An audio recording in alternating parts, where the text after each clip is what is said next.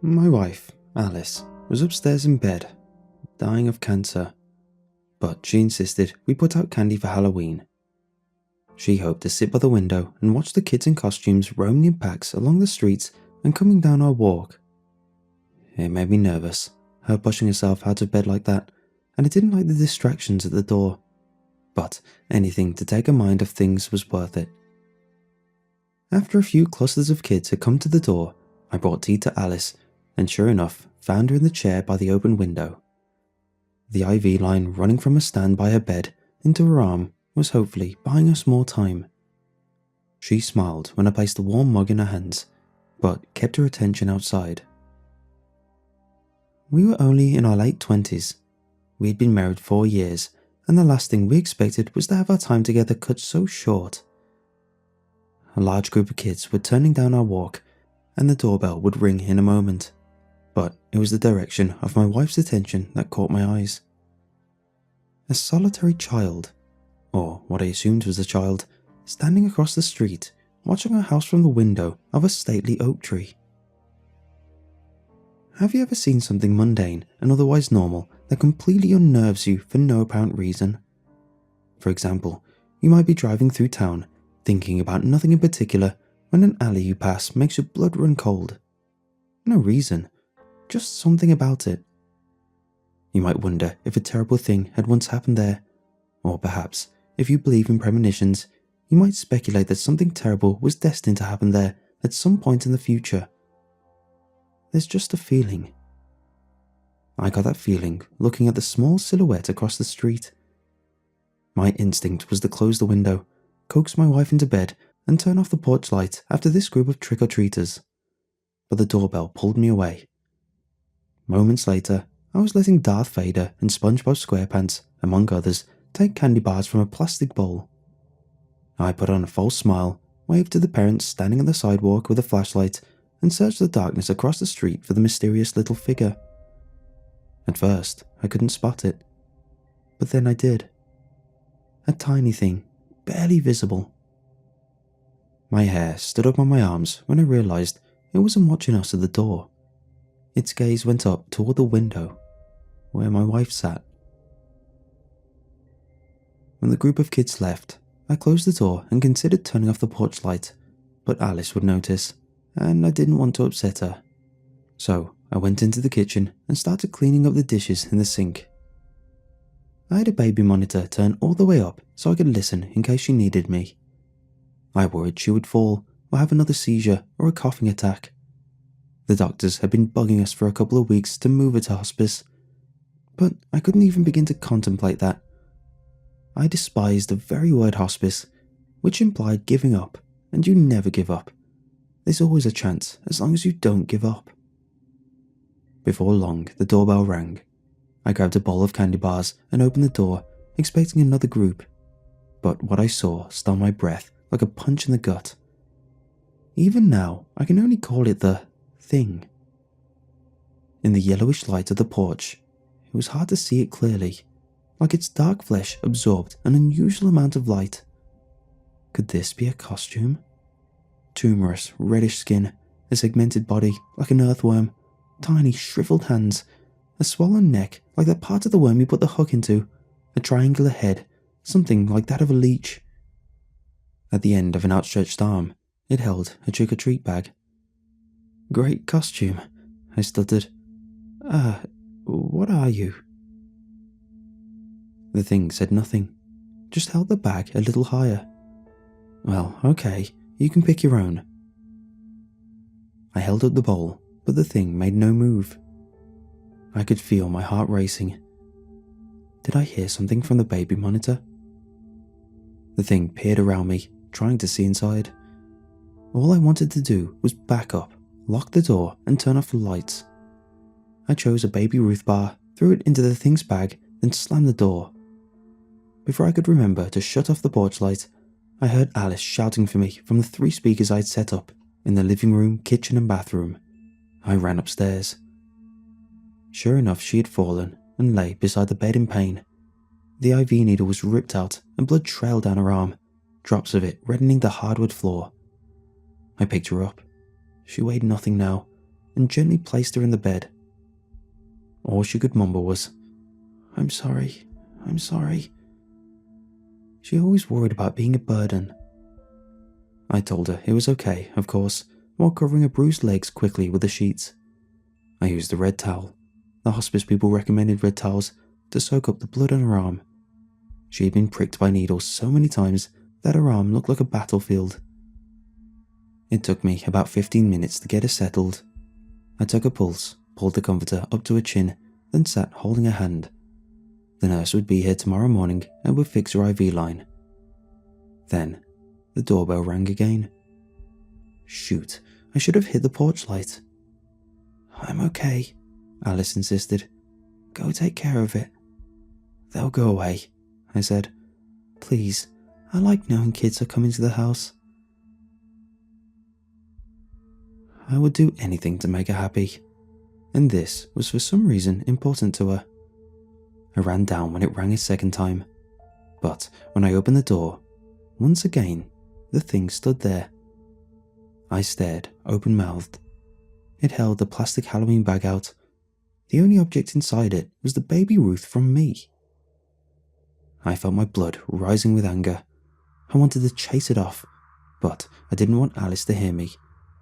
I felt unnerved, afraid even. Was I going crazy? This had to be just some kid in a really awesome costume. It tried to peer around me into the house. "You've already been here," I told it. But the thing only held the bag more forward. I reached in for a Snickers and slammed it into the bag. "Now that's it," I raised my voice. "Get out of here. Go on to the other houses." Not waiting for its reaction, I slammed the door, switched off the lights, and stood there hyperventilating. Had Alice heard any of that? I ran upstairs. She showed me a faint smile. I walked by the window, stopping to look out for the thing, but I couldn't see it. I took a chair next to my wife and held her hand. She said, "I think maybe..." But then she stopped. However, I knew what she was going to say. Almost since our first date, we were so in tune that we could finish each other's sentences. Even when I proposed to her, she seemed ready for every word, knowing what I was going to say before I even opened my mouth. Destiny is a great blessing, and a great curse, and we'd been destined to be together, like a lock that had been made with only one key. What she had been about to say before cutting herself off was, "I think maybe it's time." I could barely breathe. All these doctor's appointments, all these months, all the attempts to reduce or at least delay, even when we knew how long the odds were, even when we knew the doctors were running out of things to try. I always believed, I don't know, something. I believed something would always give us more time. The doorbell rang again. I felt anger like I had never felt before. Anger that had been building up, I guess, ever since we had first heard the scan results. That thing dared to come to our door again. I was going to grab it by the neck and drag it out to the sidewalk, kid or thing or whatever. I took the stairs 2 at a time. I didn't even remember leaving my wife's room. My cheeks were on fire. After storming across the living room, I whipped open the front door and there was a large group of kids in costumes. "Trick or treat," they squealed. It took me a long moment to wipe the rage off my face. I waved weakly at the parents on the street. What was wrong with me? I grabbed the bowl of candy and held it out to what must have been 9 or 10 kids. They came up one by one, and with trembling hands, I dropped a candy bar in their bags, maintaining the biggest, fakest smile ever, until the last kid held a bag out. At first, I only saw a scream mask, which didn't spook me, but my eyes moved down to the black cape until I saw those reddish-black, tumorous arms, those gnarled, half-sized hands, one of them holding the bag, a bag which seemed mostly empty. My heart fluttered, goosebumps crawled up my flesh, and suddenly I felt cold. "You little," I growled, ready to chase it off. Then I remember the parents on the street, the little kids still giggling their way toward the sidewalk. I grabbed a candy bar, practically crushing it in my hand, and chucked it into the thing's bag. "Don't let me see you again," I whispered through gritted teeth. "You understand? I don't want you anywhere near my house." Without waiting for its reaction, I turned around and slammed the door. I hit the lock, then the deadbolt. Jesus Christ, what was that thing? I ran around every room on the first floor, making sure the windows were locked and the lights turned off. Then I ran back upstairs to Alice. She was awake, but a little delirious. It felt like proximity to the thing outside had been sapping her strength. No, that seemed crazy. I turned the bedside lamp down to the lowest setting, held a damp washcloth to her forehead. Alice had wanted kids, and I guess I had too. I just always thought that children would come down the road when I felt, I don't know, like I had finally grown up enough. But the cancer had been discovered before that time came. I stood in the window, looking for the thing. I thought I spotted it behind a tree. Or was that it between the neighbours' rhododendrons? Maybe it had moved on. Didn't it have to eventually? Not that I wanted to wish it on any of the other families, but man, why us? My muscles tightened when I saw another large group of kids coming up the street. I stood where I hoped no one could see me in the window, squinting my eyes, trying to spot the thing among them. I held my breath when they stopped in front of our walk. They seemed to be debating. At last, seeing that all the lights were out except Alice's second-floor room, they moved on. I watched to see if one figure remained behind or slipped into the yard, but none did. I sat in the chair by the bed.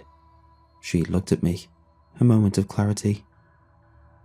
"Honey," she said, "it's..." She still couldn't bring herself to say it, but we both knew.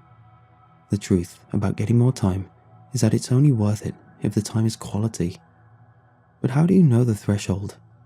Some days were good, others horrible. Some days were mostly bad.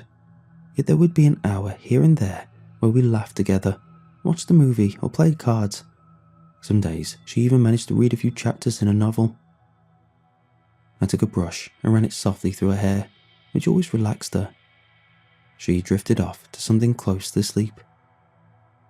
Then the doorbell rang. Her eyes shot open, and there was fear in them. I felt terrified myself. But I didn't get up. I didn't look out the window. Instead, I turned off the light and sat there brushing her hair, whispering soothing words, telling her everything was all right. My nerves were twisted in knots, waiting for the doorbell to ring again any second, waiting for the insatiable thing that just kept coming back no matter what. As the minutes went by and it didn't ring, my tension slowly eased. Minutes became perhaps an hour, and I considered turning on the light so I could read to her from Charles Dickens, which I would do with a masterpiece theatre kind of voice. But I didn't want the thing to see the light go on. So I sat there, thinking of all the stuff me and Alice had done together over the years, noting how even the beers tasted fuller and the food richer when I went somewhere with her. I don't know how long I sat there, but eventually I fell asleep, and had been asleep for a long time, when I heard it. A light knocking at the bedroom door. I sat up straight, immediately alert, my heart pounding into my eardrums. It had to be a dream, just had to be. I didn't move, except my eyes, which went to Alice, and with great relief, I saw she was sleeping soundly, still breathing. Then the knocking at the bedroom door came again. Not heavy knocking, but firm. Tap, tap, tap. It was in the house. I jumped to my feet, staring at the door. It was unlocked. Nothing could stop the thing from just opening it and coming inside the room. How had it gotten in the house? Panic flooded my mind. What did it want? Why was it tormenting us?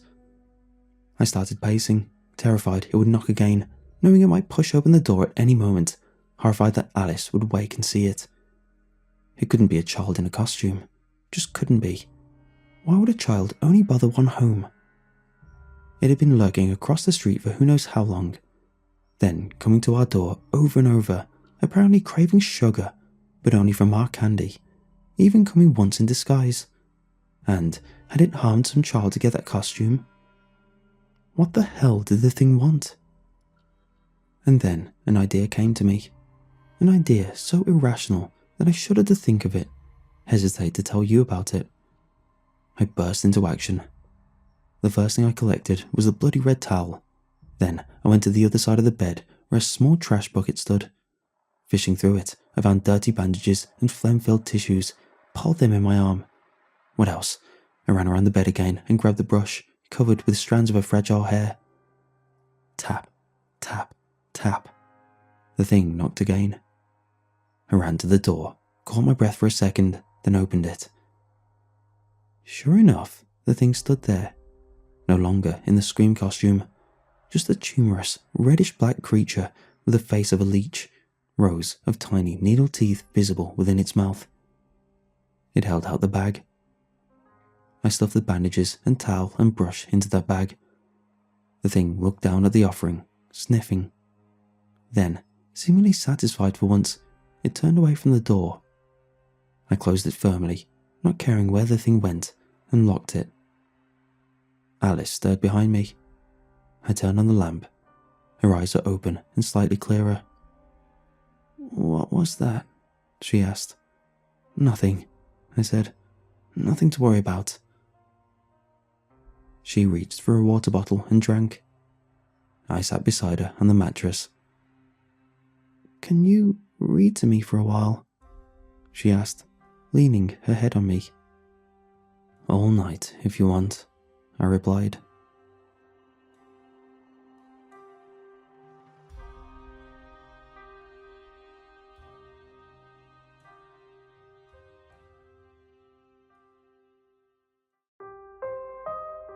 After an accident at work that resulted in a broken leg, I was forced to stay home while it healed. The first few days went by well enough. I played video games, read a book, started a new TV series, chatted online with friends, all the stuck indoors hits. But when the week ended and the next one started, and I'd finished another book, the TV series, and played through several games, I developed an extreme case of cabin fever. That, coupled with the less than healthy effects of delivered food, made me feel not only bored, but unwell. I needed a break from the break, something to free my mind, even while my body remained temporarily immobile. I googled around for VR headsets, read reviews, and most seemed to be too expensive for the rudimentary level of audio-visual immersion they offered. I hadn't expected tactile feedback and complete sensorial captivation, but everything seemed just a bit too gimmicky. The fledgling experimental technology before, much greater equipment years down the line. I had almost given up my search when I came across a website advertising experimental but highly advanced VR equipment, available to test for free, provided you e-sign a lengthy waiver. This was on the 4th or 5th page of search results after an extremely specific use of search terminology. The results before and after it were tangential at best. I'd mostly been scrolling to scroll by that point, but I clicked on the link, read through the single-paged article, entered the required information, and completed my free sign-up. They promised fast shipping, giving no approximation of how long it would take. I didn't expect to receive the product anytime soon, suspected I might not receive it at all. But exactly 2 days later, a package arrived at my front door. Inside the package was a pretty standard-looking black VR headset, with all the attachments and wires you'd expect to find with one. In addition to the headset, there was a single piece of paper and a small plastic bottle that contained a single white capsule. There were instructions for the operation of the headset on the paper and an explanation of the capsule's purpose.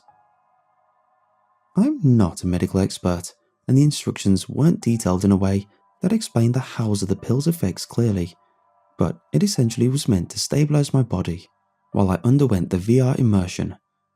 The sensations of the virtual experience were described as being extreme and so real that my body would need to be tricked into disregarding the sensorial and tactile feedback fed to my brain by the device. The goggles and headset formed a sort of half helmet and weighed a bit more than the display helmets I had tried at electronics stores a few months back. The design was simple but sturdy, surprisingly well built, considering the lack of payment required to receive it. It came preloaded with a demo. The only supplementary equipment necessary was the USB power source. I plugged it into my computer, sat at my desk, took the pill with a glass of water as instructed, and put on the headset. Upon turning it on, I was met with a calibration menu, which allowed me to orient the visual display to my preferences and adjust the sounds to my liking. To my surprise, all of this was done through audio input.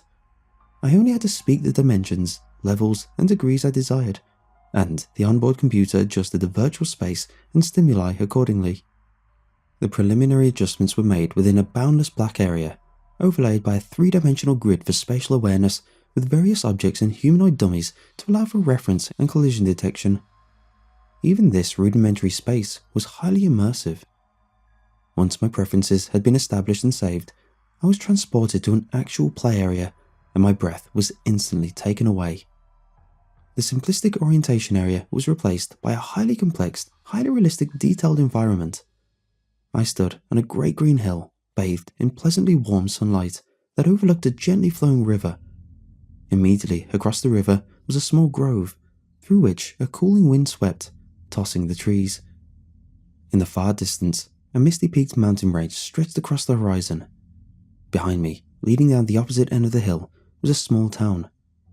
Its general aesthetic of construction appeared to be a strange yet beautiful mixture of modern and medieval architectural design. Despite having no peripheral attachment to my nose, I actually smelled the scents of cooking food emanate from within the town. Other smells, those of livestock and agriculture, were also present, to lesser degrees. Before I thought to step in one direction or the other, a visual prompt appeared before me and instructed me to walk down the hill towards the town. I did so, and actually felt the soft grass beneath my bare feet. There was no sense of disorientation or loss of equilibrium. It felt as natural to move within that world as it did in the real one. Once I arrived at the town, I was instructed to perform several actions and realized that I was doing the tutorial. There were several NPCs within the town, though none of them displayed any unique behaviors or had any dialogue. Above their heads was displayed the message, "Character interactions not yet finalized." Nonetheless, they were equally lifelike, their models strikingly realistic, despite the somewhat odd, paradoxical, anachronistic assortment of clothes they wore. Their idle animations were fluid and varied enough to not be noticeably scripted. I finished the tutorial in what felt like 10 or 15 minutes and learned the various actions, movements, and abilities available to me within the demo. I could move with a speed and agility well beyond anything I could hope to achieve in the real world, and had a proficiency with several weapon types that I had never held before. The floating visual prompt said that there would be other abilities available in the full release, and also other weapons I hadn't yet wielded. The variety of armaments already present was staggering. I was genuinely excited for anything else they could introduce. Once I confirmed that I had a comfortable understanding of the gameplay, the area again melted away and a new one took its place.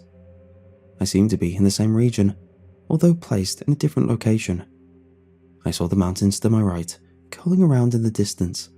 Hills rolled on intermittently to my left, and various stretches of plains showed wind-blown grass far ahead. I stood within a human establishment of some kind, this one different from the town in which the tutorial had been held. The layout gave the impression of a fortress. Walls blocked off the wilder environs. Stone pathways were laid between several wooden huts, and the gate sat at the end of a sheer flight of stone steps. Fortifications and medieval emplacements sat around the area's perimeter. I examined myself and found that I was adorned in armor, although it wasn't anything I could immediately recognize. It was like a mix of samurai armor and the combat armor of modern infantry with other alterations, strappings, and paddings of unrecognized purpose. A weapon was sheathed at my side. I drew it and held what appeared to be a very rare sword of vaguely Eastern design. A thin but sharp-edged blade extended from a thick, ornately decorated hilt. The pommel was the head of a chimera, with two flame-hearted crimson jewels set within the eyes. When I focused on the sword, Information about its damage and design appeared in a hovering prompt. There was a supplementary box for the lore, although it said that this information will be provided in the full release. The damage was listed as moderate, and the weapon's description said that successive attacks were capable of inflicting deep lacerations, a subtype of damage that caused the inflicted enemy to lose focus over time. I resheathed the blade and looked around. I saw no one else immediately near me and heard no sounds of activity. I wanted to explore, but some deep and powerful compulsion kept me rooted in place. I felt that if I moved, I'd be abandoning a preordained duty. I assumed that this portion of the demo would be instructional as well, and waited in place. Nothing happened for a while, although I didn't mind the inactivity. I was more than happy to stand and marvel at the well-crafted world, beautifully illuminated by the bountiful sun. A man approached the gate at the bottom of the path. He stood there for a moment, then knelt down and began what seemed to be a lock-picking activity. Even though I stood at the top of the path and had a clear view of his actions, I could not move, could not raise the alarm, even though I knew that this man was an intruder. I watched as he eventually unlocked the gate, opened it, and stepped into the fortress. No one came to stop him, despite his obvious intrusions. He freely explored the grounds, going in and out of huts, apparently scavenging for supplies. The demo hadn't made any mention of online capabilities, so I at first assumed this to be the scripted behavior of an NPC. But something about the man's movements and interactions with the environment gave the impression of a sentient player, instead of an AI program. After he had gone through all the lower-placed buildings, he ascended the stone path and stood before me. He wore a simple grey tunic and brown trousers, an outfit befitting a peasant. He had no weapons, save for what appeared to be armoured gloves. His face was, in a word, ordinary and seemed almost lifeless, despite my aforementioned observations about his behaviour. Despite his innocuous appearance, an impetus of violence overcame me, and I felt that slaying this man was my duty. I drew my sword, and in a stroke that would have split even a boulder in half, I attacked the man before me. The slash rebounded off his fist, deflecting the attack and destabilizing my posture. I had been parried. In the split second of my imbalance, he pulled out a small curved knife from behind his belt and plunged it into my side. I felt the blade pass through the weak spot of my armor, felt the steel part my soft flesh. The pain was terrible, unlike anything I'd ever experienced. Even the breaking of my leg hadn't felt nearly as awful as that stab. I fell to my knees, and before I could even think to shield myself from another strike, the blade was dislodged and reinserted in my neck. Darkness overcame me a moment later, and I was dead before my body hit the ground. When my vision returned to me, I was back at the top of the path, staring down at the gate. I had apparently respawned. I started to take off the headset, too shocked for the moment to continue playing, but a warning prompt appeared, saying that if I removed the VR apparatus without the proper exiting procedure, I would experience extreme disorientation and nausea that could last for up to several hours. Despite the tactile authenticity of the violence, I didn't want to experience any truly real physical issues, so I kept the headset on. Since I was just playing a highly advanced video game, I decided to learn from the past experience and adapt accordingly. Instead of a slash, I decided to do a stabbing attack if the intruder should reappear. Sure enough, he unlocked the gate, explored the area, and approached me. Apparently, I was the sole sentry of the fortress, for a reason not immediately explained to me. I figured that defeating this person would provide answers, so I endeavoured to achieve victory. When he was in striking distance, I unsheathed and thrusted the sword forward, a stab I was sure would be unblockable. The man, without hesitation, sidestepped the attack and slashed me across the stomach with his short blade. I fell to my knees, dropped my sword, and clutched my stomach as the blood flowed through the threads and plates of my armor. A moment later, a sudden piercing pressure was applied to the back of my neck, and my vision went dark. I again returned to my original position, undamaged, overlooking the front gate of the fortress.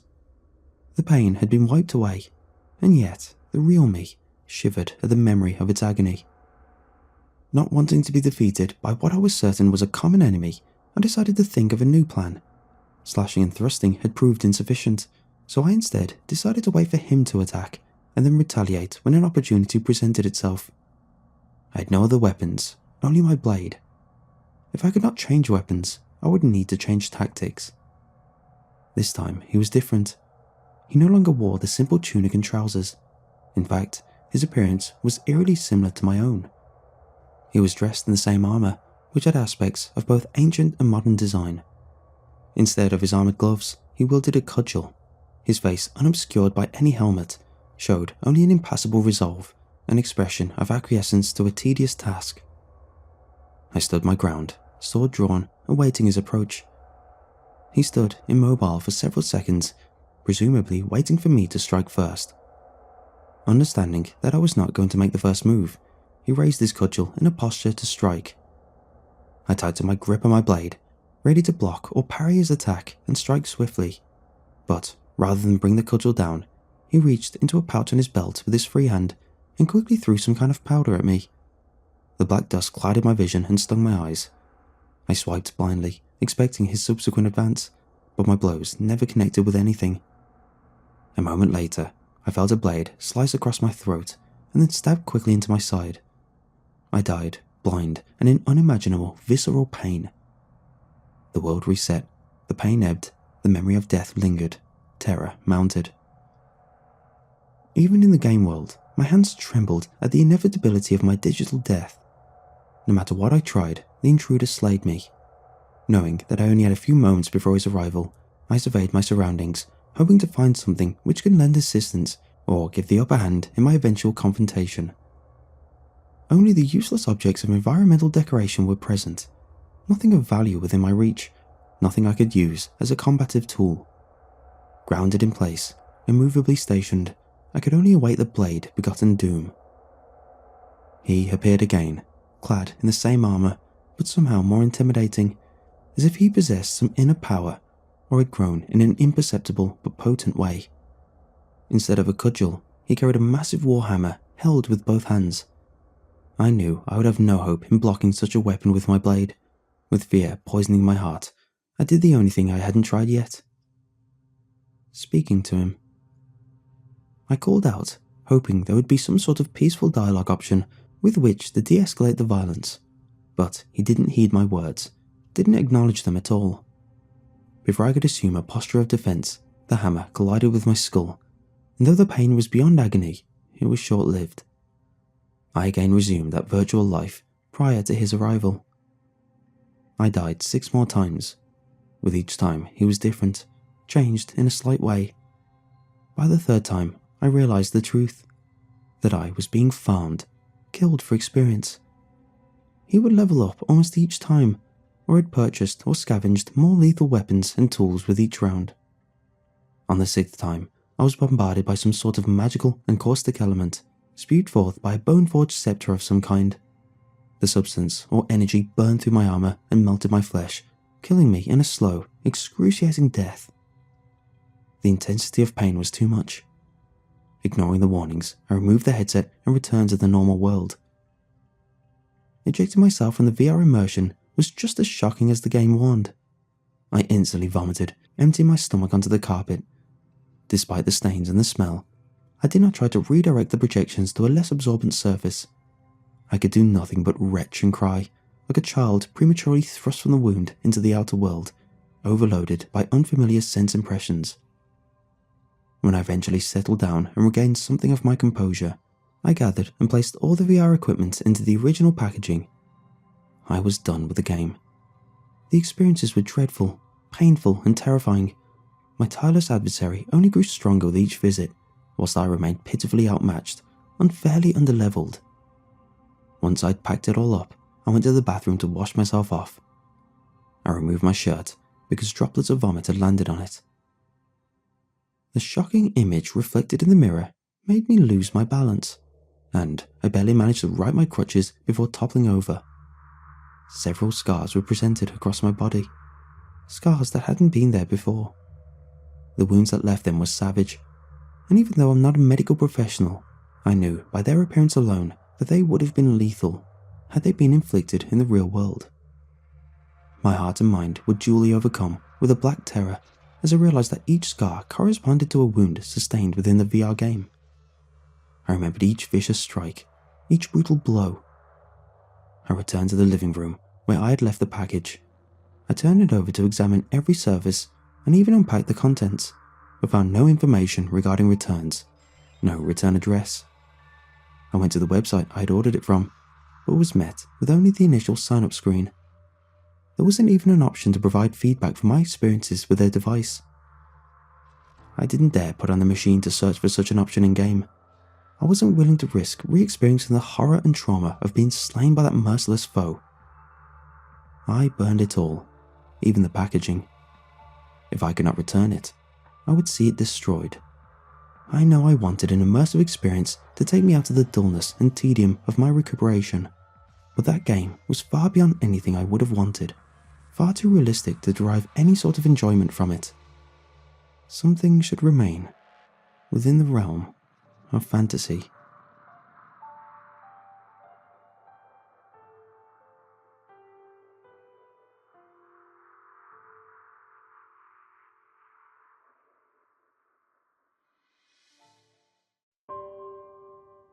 There's not a whole lot to do in a town the size of Prodigy, Colorado. It's so small, it's barely on any maps. We don't have our own grocery store anymore, and I'm pretty sure anyone who drives through here thinks the gas station is abandoned. We didn't even have our own church until early 2006, even if it did end up burning down. Most of us don't cruise around by the fields anymore either. That's why, when we have a holiday, we do pretty much everything we can to put together as many activities as possible. The most popular example, aside from Christmas caroling, is the Prodigy Haunted House. It has to be hosted in the town hall because it's the only building with big enough rooms to do anything with. We put up fake walls made from scraps of wood, covered in trash bags or long strips of black fabric to make a series of hallways through the main room that different haunt actors are stationed in. Sometimes we make fun little false rooms for people to hide in and jump out of. One year, I waited in one section of the hallway, and when people had wandered past me, I crawled through the fabric of the wall and waited for them at the other end of the corridor as well. It's not the highest budget haunted house, but we do what we can, and everyone loves it. The man who started up the haunted house was named Jordan Massey.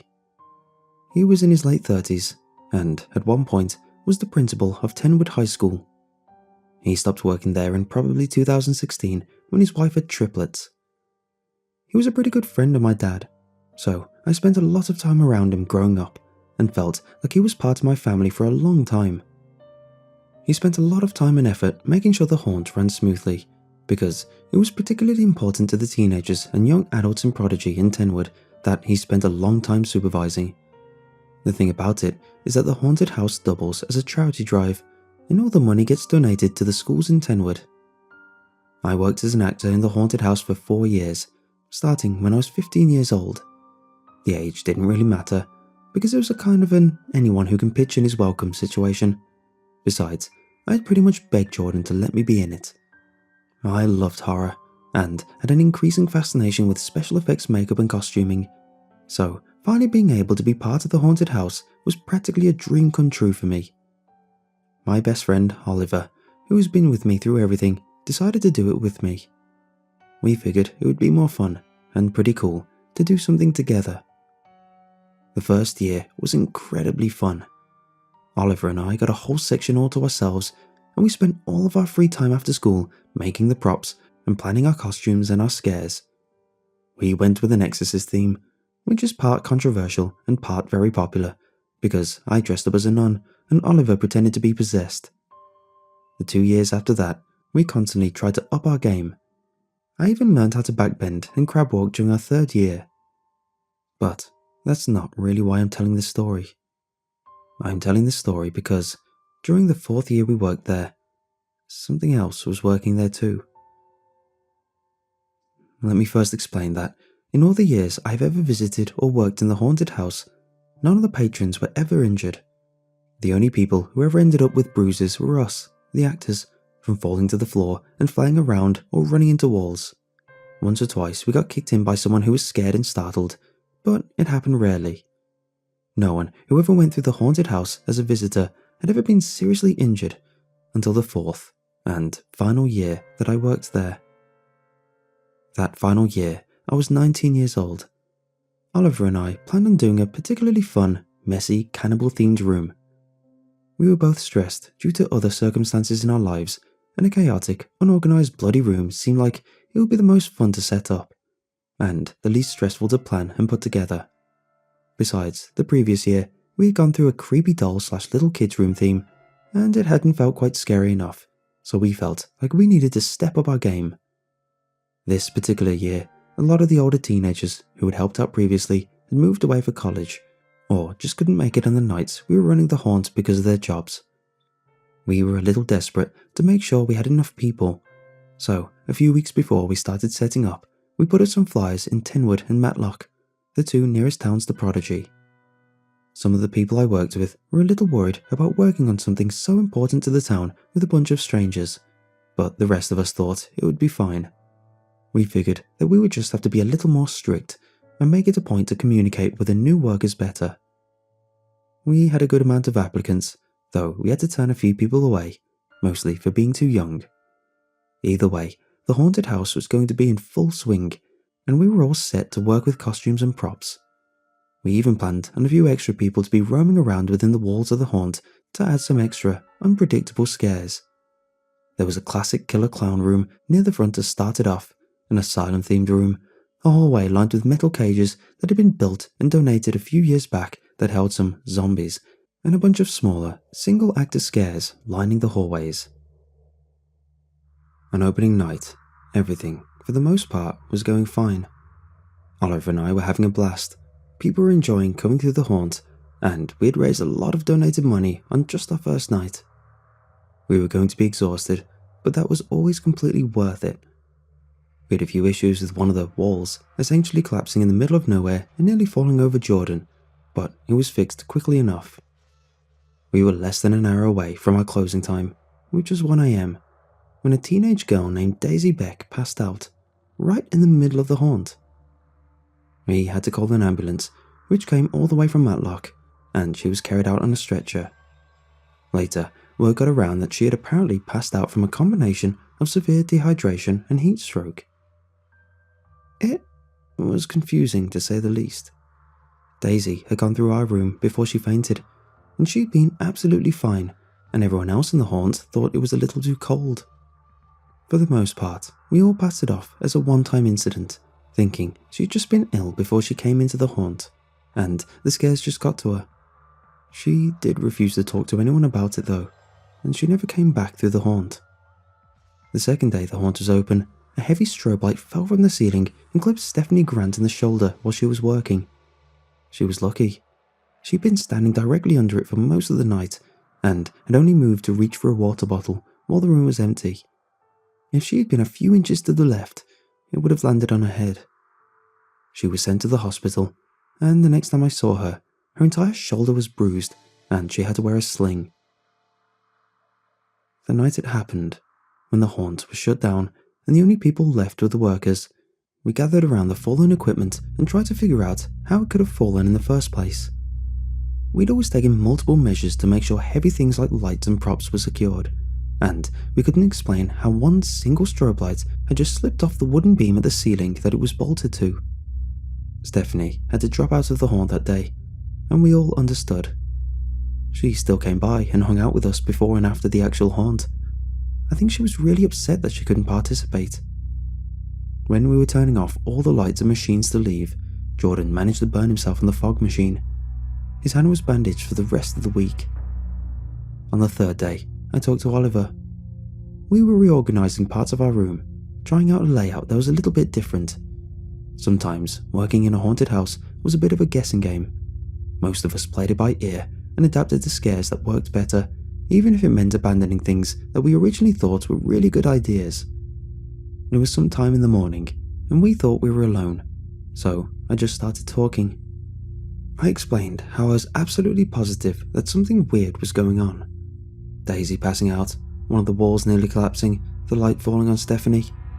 None of this stuff had ever happened before, and half of it was so random and inexplicable that it didn't even begin to make sense. Oliver listened, and then quietly agreed. "But what are we going to do about it?" he questioned, folding his arms as he straightened up and looked at me. Weird Stuff is Prodigy's brand. It made me sigh, mostly because it was correct. I know, maybe you should keep an eye out. I don't want anyone else to get hurt. The haunt is supposed to be fun. Oliver agreed with me, and we even thought about discussing the issue with Jordan, but we never got that far. We kind of ended up getting distracted, and by the time we saw Jordan, we were rushing around to make sure the last minute things were perfect before opening. On that night, an entire group of people became violently ill out of nowhere in the middle of the haunt. It got worse on the 4th night. I was in the bathroom in between groups and had just dried off my hands and unlocked the door when I heard a commotion in the main room. With how the last few days had gone, it made my blood nearly run cold, and I flung the door open and rushed out to make sure everything was okay. Only to almost be bowled over by an entire group of people sprinting past me. Apparently, one of the teenagers from Tenwood had broken off from his group, snuck past Jordan, and had tried to run through the haunt before we were ready. He nearly made it to the end, even with a bunch of actors yelling and running after him to get him to stop. He made it past my room, the zombie hallway, and was almost to the smoke tunnel when he started screaming. Everyone rounded the corner after him, to find him on the ground, shrieking, clawing at his face and flailing one of his legs.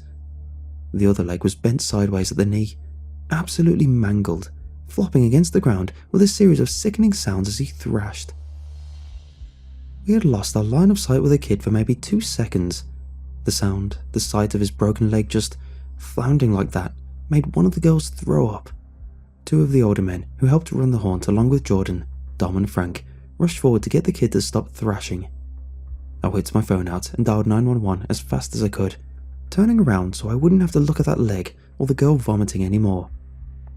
I rounded the corner as the dispatcher answered the phone and then looked back over my shoulder to peek back into the hallway to make sure nothing else was happening. Everyone, rightfully so, was focused on making sure the flailing, shrieking teenager on the ground didn't mess with his leg even more than he already had. 1 or 2 were crowded around the girl who had vomited, helping her to the ground so she wouldn't get sick again. As I was about to turn back around and focus on the call, one of the people standing at the opposite end of the hallway past the group of people on the ground caught my eye. I couldn't really see his face. He was wearing a mask. One of those weird, almost see-through masks that a few of the wandering actors were wearing. I was positive that he was watching me though. I could feel it. He was just standing there, so still that he almost seemed like a cardboard cutout. I didn't even realize I had frozen until I could hear the dispatcher questioning me over and over through the phone, asking if something else was going on. Watching him get wheeled out on a stretcher and into the back of an ambulance reminded me too much of the incident with Daisy. Once he had been wheeled out of the actual haunt, he had stopped screaming. Instead, he seemed dazed or confused, like he didn't even remember what happened. His voice had gone hoarse and raw, and by the time he was in the back of an ambulance, he could barely speak anymore. The paramedics theorized that he had slipped in the fog tunnel, and it was just some kind of freak accident that his leg bent like that. I knew better. The whole time we were outside with the ambulance, I was searching for the masked man I saw earlier, but it could have, realistically, been any of the wandering volunteers. We shut the haunt down early that night. It was the 5th night of the week that an incident involved me. A couple, Holly and Pete Rios, came through the haunted house.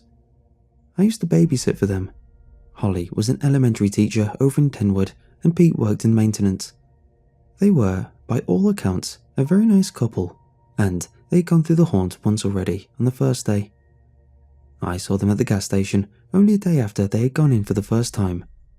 Apparently, they loved it, and they congratulated me and Oliver in spirit on our costumes and our room. I'm not sure if they had a reason for coming through a second time, but it wouldn't have been that weird. There were some people who went through every night that it was open. There were even some people who came through and donated every night. By this point, I was suspicious of nearly everyone working in the haunt that had come from Tenwood or Matlock. Every time one of them came through Oliver and I's room, I tensed up. I'm sure Oliver caught on at some point, but he never said anything to me about it. I couldn't shake the feeling that there was something up with at least one of them.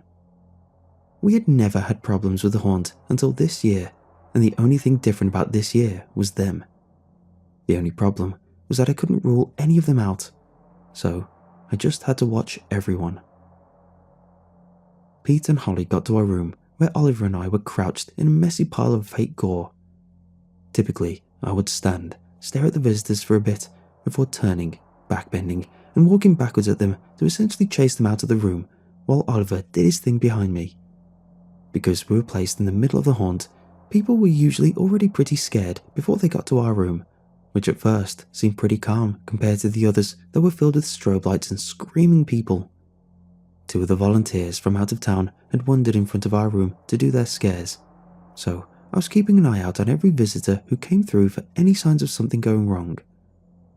As Pete and Holly entered the room, pausing to take in the sight of fake blood and body parts, I stood up and stared them down, wild eyes, messy hair, covered in fake blood. It was dark on the other side of the room that they stood on. The only real light in the room was the dim, partially covered spotlight that rested on me and Oliver. Despite the lack of lights, I could see on their faces that they were scared, but it felt off. It didn't look like the normal kind of haunted house scared. Besides, they had seen all of this before. They shouldn't look like that. I was determined to stay in character though. Everyone knew that if the house was too much, you can ask an actor to stop and lead you out. Neither of them said anything, so I was prepared for business as usual. I stepped forward, nearly to the spot where I'd spin and drop into a backbend. And then Holly started shrieking, hands reaching up to cover her eyes and pull at her hair, and Paul screamed, surging forward before I could react, and grabbed me by the arms. Close up, he looked absolutely crazed. I yelped, surprised and terrified. No one was supposed to touch or grab us, just like we weren't supposed to touch or grab them. But Paul dug his fingers into my arms, and before I could say anything, he was shaking me back and forth like a rag doll, hard enough that my head whipped backwards and I nearly lost my balance. It took me a second to realize he was screaming in my face. Holly's high-pitched screaming made it difficult to hear at first. He was threatening me, screaming some of the most vile things I've ever heard in my life, punctuated by, "If you touch me one more time, I'll kill you." I had never touched him. That much I was sure of. I put my hands up on his chest, trying to push him away, but it felt like he was 10 times stronger than me. Suddenly, the lights in the entire building flew on, and Oliver was next to me, trying to pry Paul's hands off my arms. He wouldn't let go, and then there were more people, flooding in from other rooms, trying to pull him away.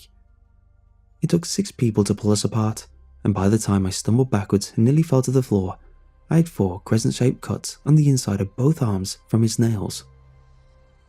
Almost the minute that we were separated, both of them stopped screaming, looking almost dazed as they were dragged out of the house. Some of the other actors and visitors, including Oliver, stayed to ask me if I was okay. They asked me what had happened. I didn't have a good answer for them. I sat on the floor, legs feeling weak. The look in his eyes was burned into my brain. It reminded me a bit of a wild animal in danger, vicious, crazed, nearly feral. Most of all, completely terrified. I don't know what he thought he was looking at, or what he had seen before me, but I don't think I want to know.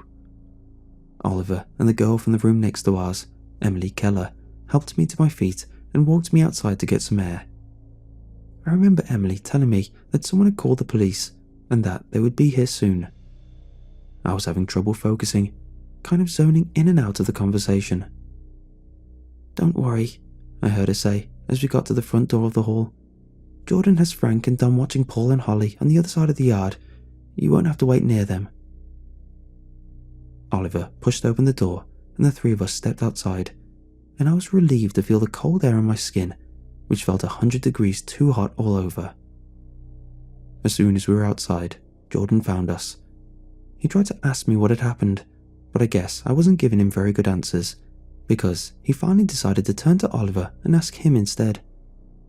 Oliver seemed about as confused as I was, but at least he could accurately relay the details on the incident, considering he had watched it happen. For a while, I was focused solely on staring at the grass, but then a slow, creeping chill worked its way up my spine. The back of my head buzzed, and I felt the very distinct feeling of something, somewhere, watching me. The familiar feeling of breath on the back of my neck made my skin crawl, and I whipped my head around at practically full tilt to look over my shoulder and search for whatever was making me feel so off. Almost immediately, my eyes flicked back to the open door of the haunted house. The lights were on, and everyone who had been inside had spilled back out onto the lawn in front of the town hall. But when I looked back, the building wasn't empty.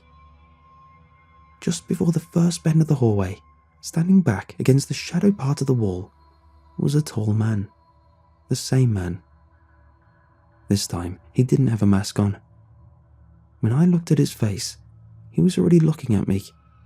Something about his gaze made me feel cold, scared. While Oliver was talking to Jordan, I stared through the doorway, holding eye contact with the man. Part of me recognized him as one of the workers from Tenwood, but there was something so indescribably off about him that it didn't feel like the same person at all. His eyes seemed a little too wide, his stance unnaturally still. He didn't move or smile or do anything. He only stared, and I couldn't look away. Everything else fell away. It was like I was underwater and could only barely make out the loud chatter that was surrounding me. The longer I stared, the worse I felt, and the more uncanny he started to look. He looked angry, furious even, his gaze burning into me like he was hoping looks could kill. For all I knew, the ground beneath my feet was slowly crumbling and falling away with everything else. I felt like I was falling, alone, where no one could catch me. My skin grew cold.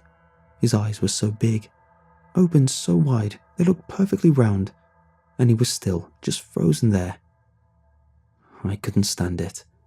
Some kind of artificial outrage boiled in the pit of my stomach under all the terror. Why wouldn't he just move?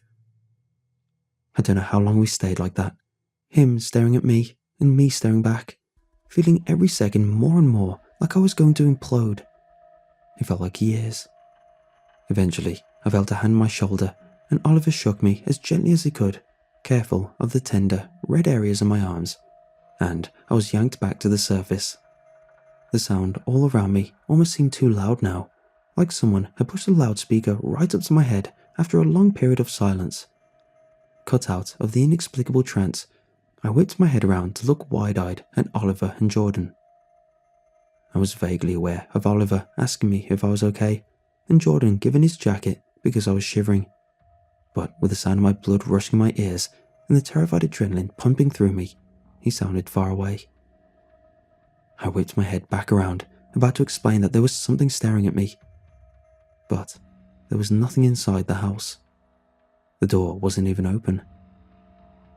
The words died in my mouth, feeling bitter on my tongue as I tried to swallow. My mouth was dry and my head was spinning. My chest, feeling too tight to properly breathe, I passed it off as being a bit in shock. Jordan, bless him, thought it would be best if I went home and let me off clean-up duty for the night.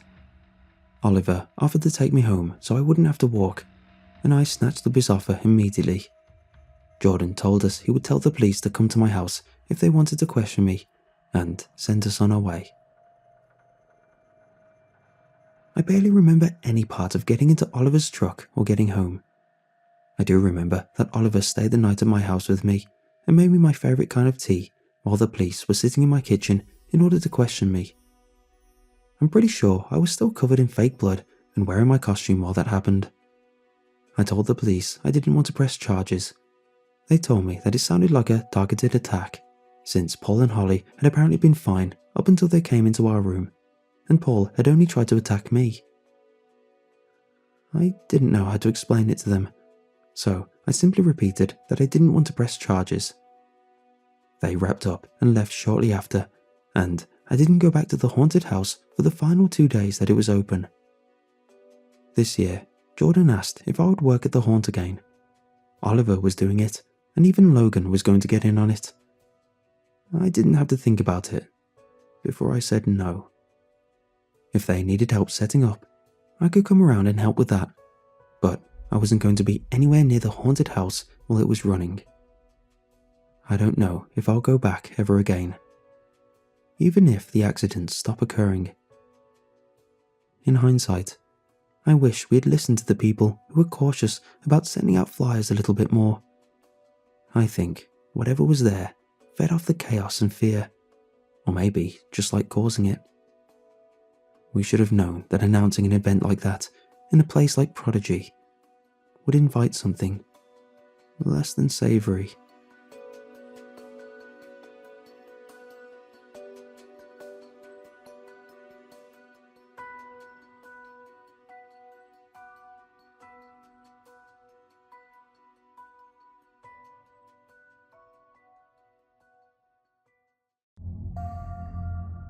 When I was a kid, I had a mostly typical suburban childhood. White picket fences, cracker box houses all the same, endless concrete for my friends and I to ride our bikes on, and the only strangers we saw were the occasional drifter or traveller that wandered through our town. My dad worked at the steel mill, my mom was a homemaker, and I remember afternoons off from school filled with bike rides, trips to the arcade, Boy Scout meetings, and, of course, exploring Stokes Woods that lay just off the secluded neighbourhoods we all lived in. Stokes Woods was where my friends and I had so many firsts. It was the first bit of real freedom we had, spending summer days exploring, making maps and setting up camps that would be found again later to our great amusement. It was our first brush with death, finding birds or animal carcasses on the trail. We poked them with sticks and oohed, never guessing that one day we might share their fate. I was in the woods the first time I swore, yelling, "Damn it!" as I skinned my knee when I was 8.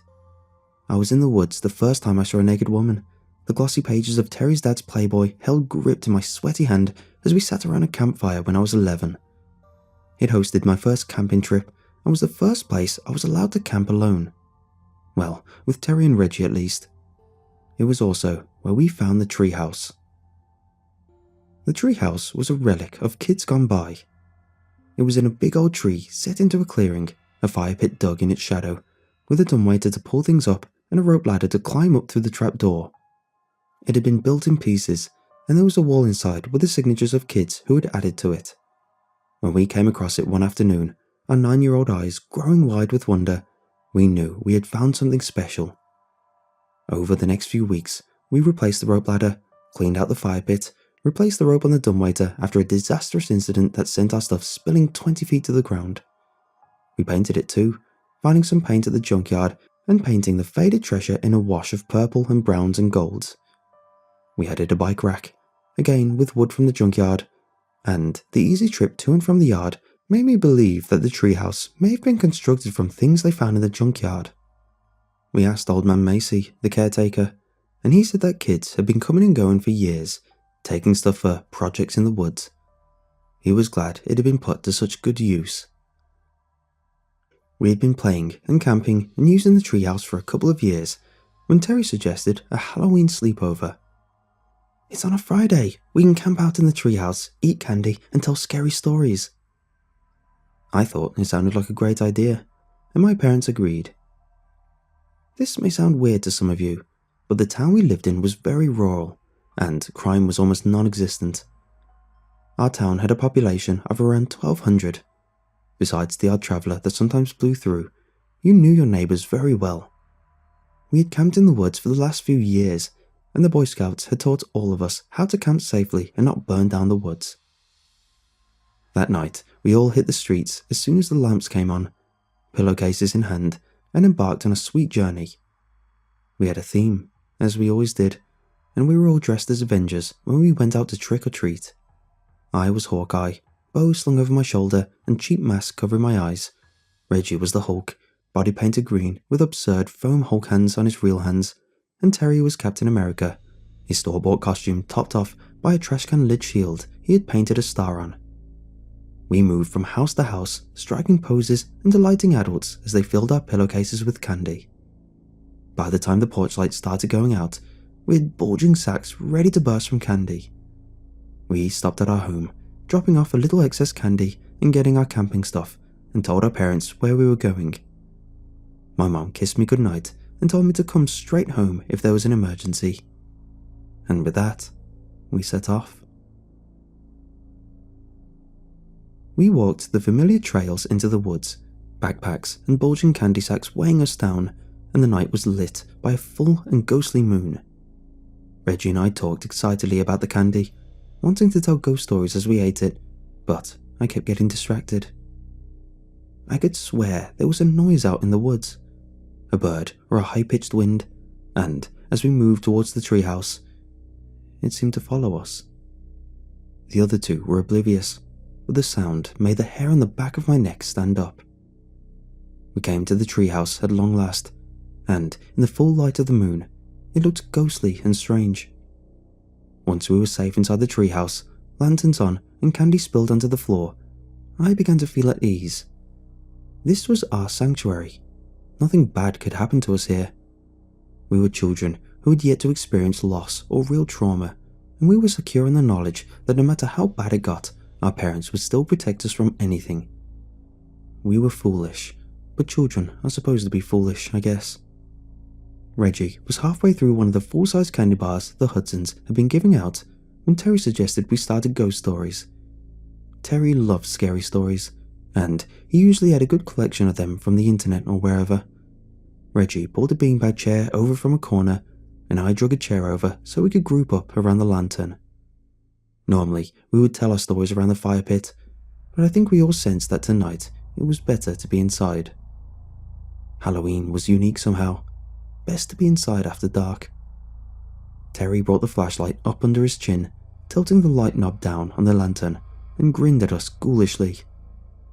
"This is a true story. I swear it on my life," he said theatrically, before beginning his story. He told us a story about a kid plagued by the ghost of a hobo he and his friends had accidentally killed. They'd been playing a trick on him, and he had choked to death on a sandwich.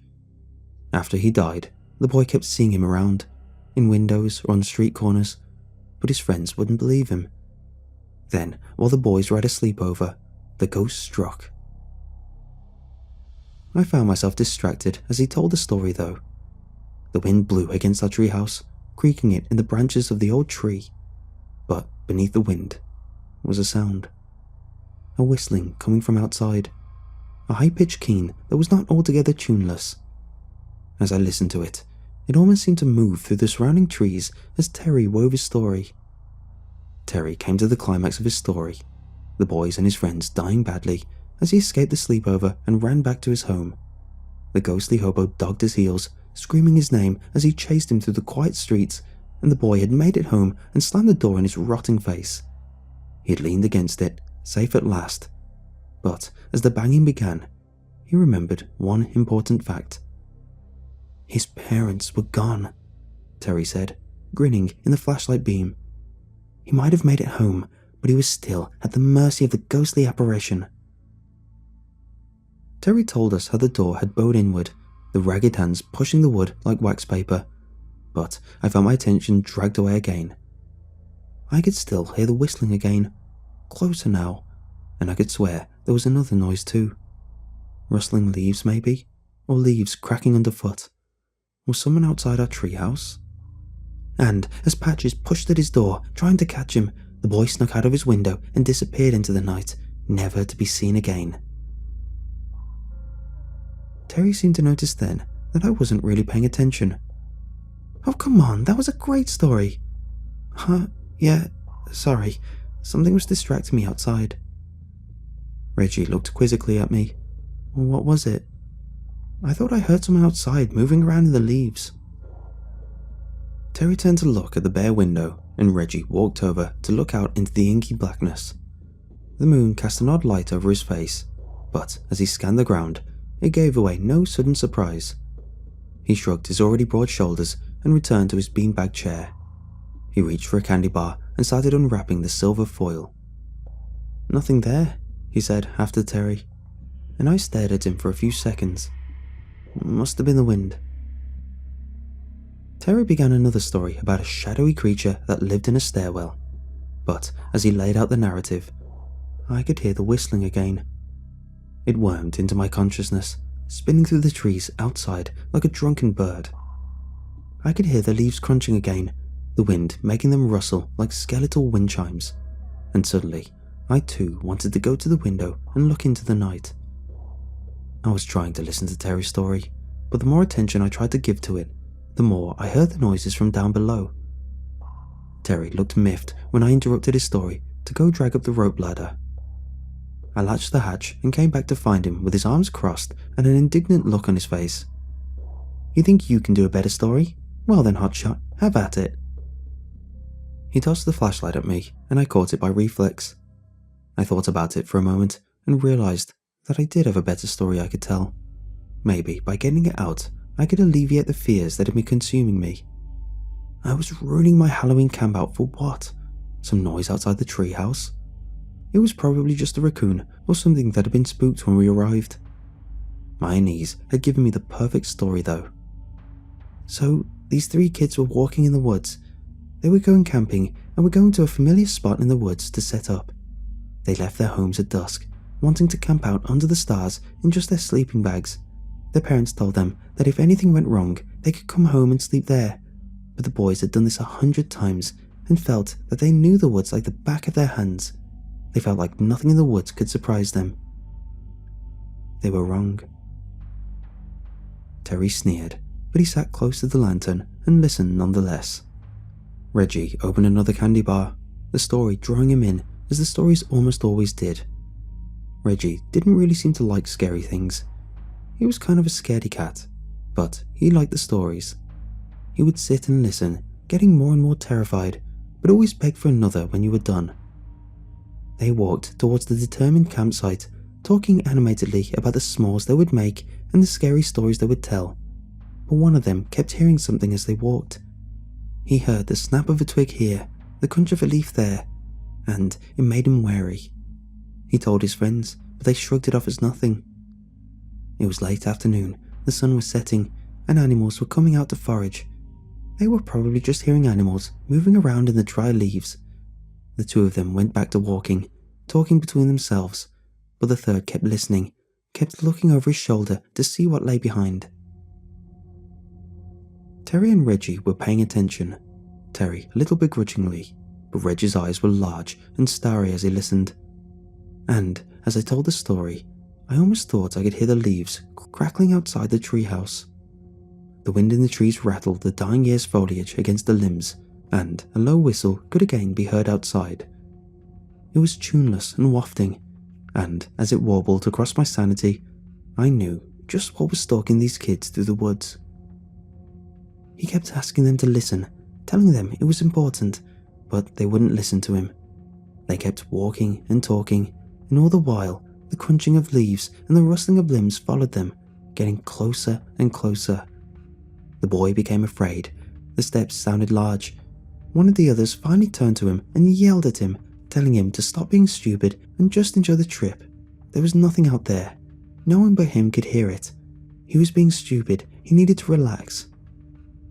I paused for dramatic effect, seeing Terry roll his eyes at the description of the boy in the story. That's when they heard the whistling. And I imagined I could still hear the whistling outside the treehouse.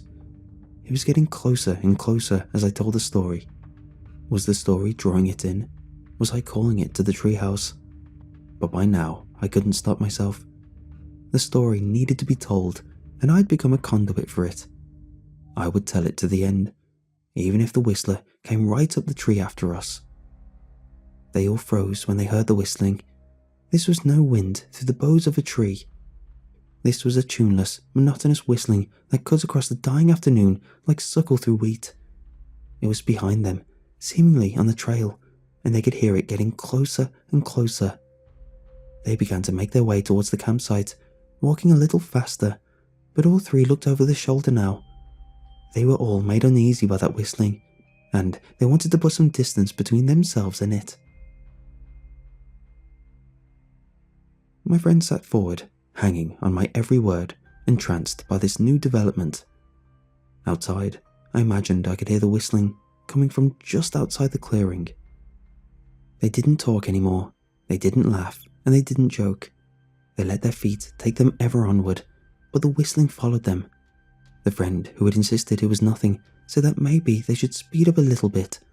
The campsite couldn't be far. Once they were there, they could take a side trail and get back to town, or whatever it was would leave and they could get back to their campout. The other two agreed, but all of them knew that the camp was already cancelled. None of them would sleep here tonight, not willingly. They sped up, but the whistling followed them steadily. One of them said they should stop and confront the whistler. He must be human. Who else or what else could whistle? The other two shot him down though. The whistling was discordant, jangling against their nerves, sounding like nothing they'd ever heard before. Both agreed that they didn't want to find out what whistled like that, and kept moving. Something bumped at the bottom of the tree, but my audience didn't seem to notice. It wasn't a hard bump. It didn't shiver the whole tree.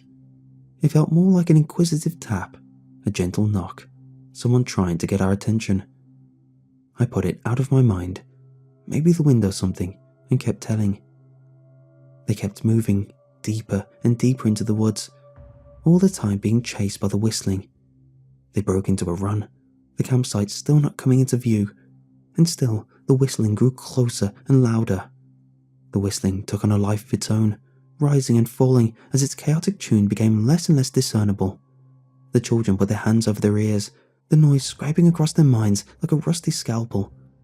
The hands would not block out the whistling though. They heard it inside their heads as they battered their senses, and when the first one tripped, the other two did not stop to help him. They didn't hear his screams, but they felt a change when the whistling thing got him. A night bird called out from the forest, but now the whistling was in my own head, and I only registered it as something different. I told the story frantically, hoping it would stop the whistling in my head somehow.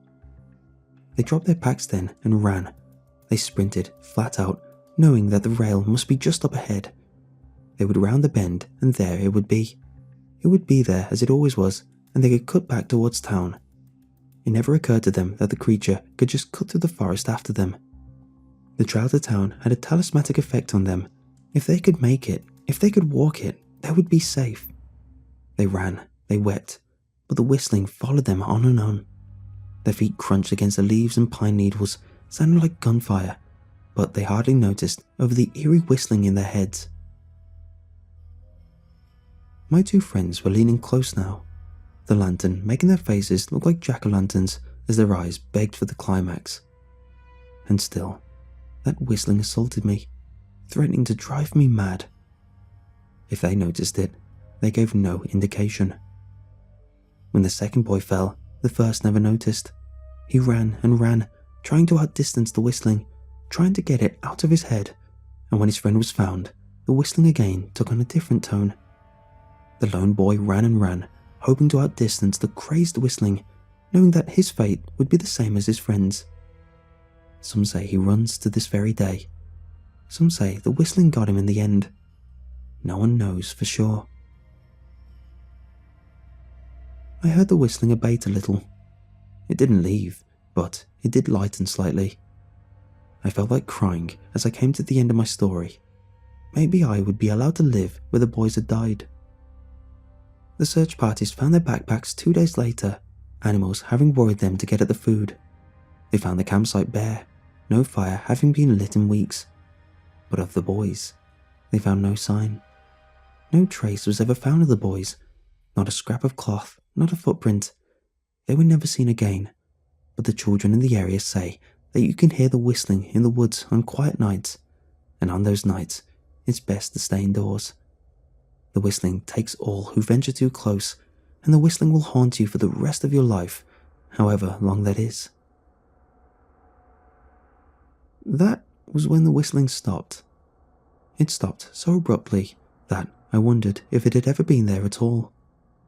For a 10-year-old to question his mental stability is a strange feeling, but at that moment, I was just glad it had passed me by. The other two shook off their rapture, looking as though they'd been hypnotized, and Terry blew out a long breath. Well, damn, that was a good story. I can't top that. and suddenly I'm feeling kind of tired. Yeah, Reggie said dreamily. Me too. I think maybe we should go to bed. I would have argued with them most nights, but tonight I was as drained as the rest. We laid out our sleeping bags and burrowed down, dropping off quickly without the usual talk that precedes it. I'd like to tell you that this is where the story ends. I wish I could, but that wouldn't be doing justice to the memory of my friends. I awoke in the wee hours of the morning when someone threw a pillow at me. It was not thrown playfully. The throw was hard, angry, and directed at my face. I sat up, rubbing my cheek, and became aware of the keening whistle that had returned. It was louder than ever, and it chilled me to the bone. "For God's sake, stop it!" Terry yelled, staring daggers at me. "Your story was good, we said so, but trying to scare us with this stupid whistling isn't funny."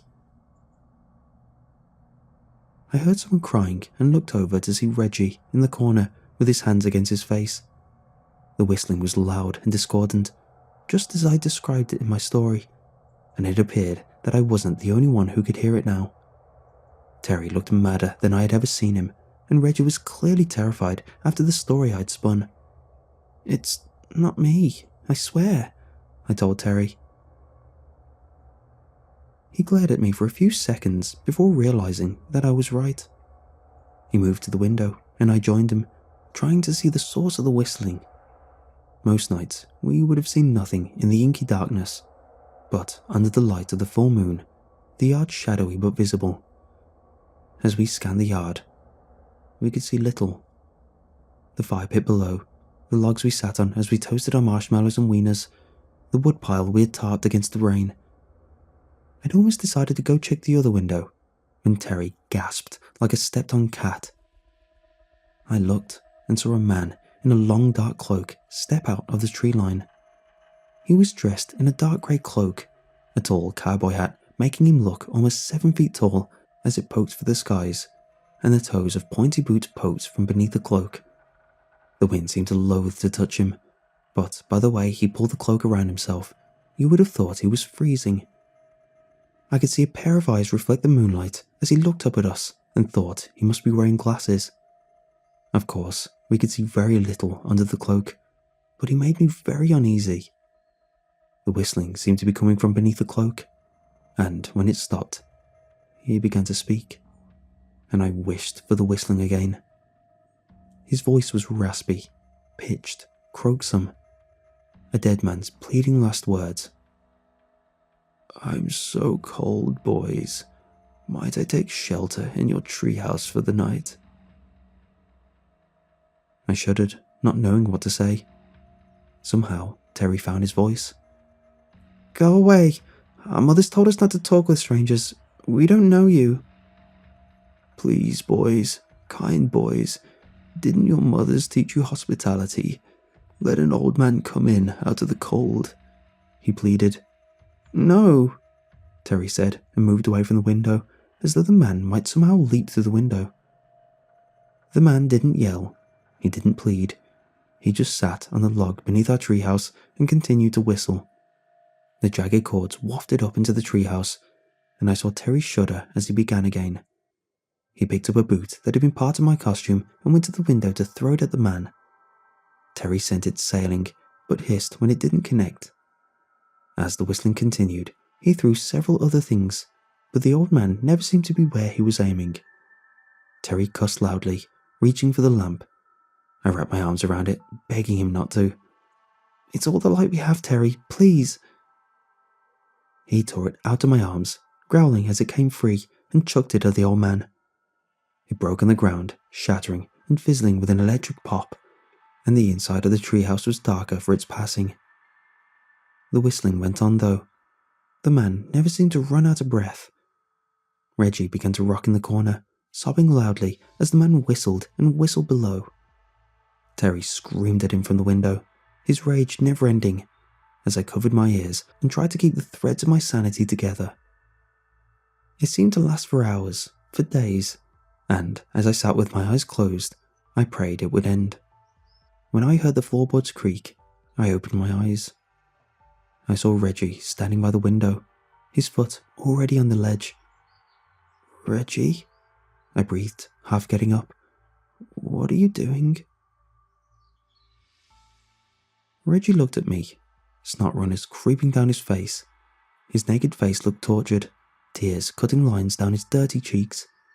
He smiled gruesomely at me as he framed himself in the window, and I didn't have to ask what he intended to do. I tried to stop him. I pulled myself up from the floor to go get him, but it was already too late. "I just wanted to stop," he breathed before he threw himself out the window. We never heard him hit the ground over the loud and terrible whistling.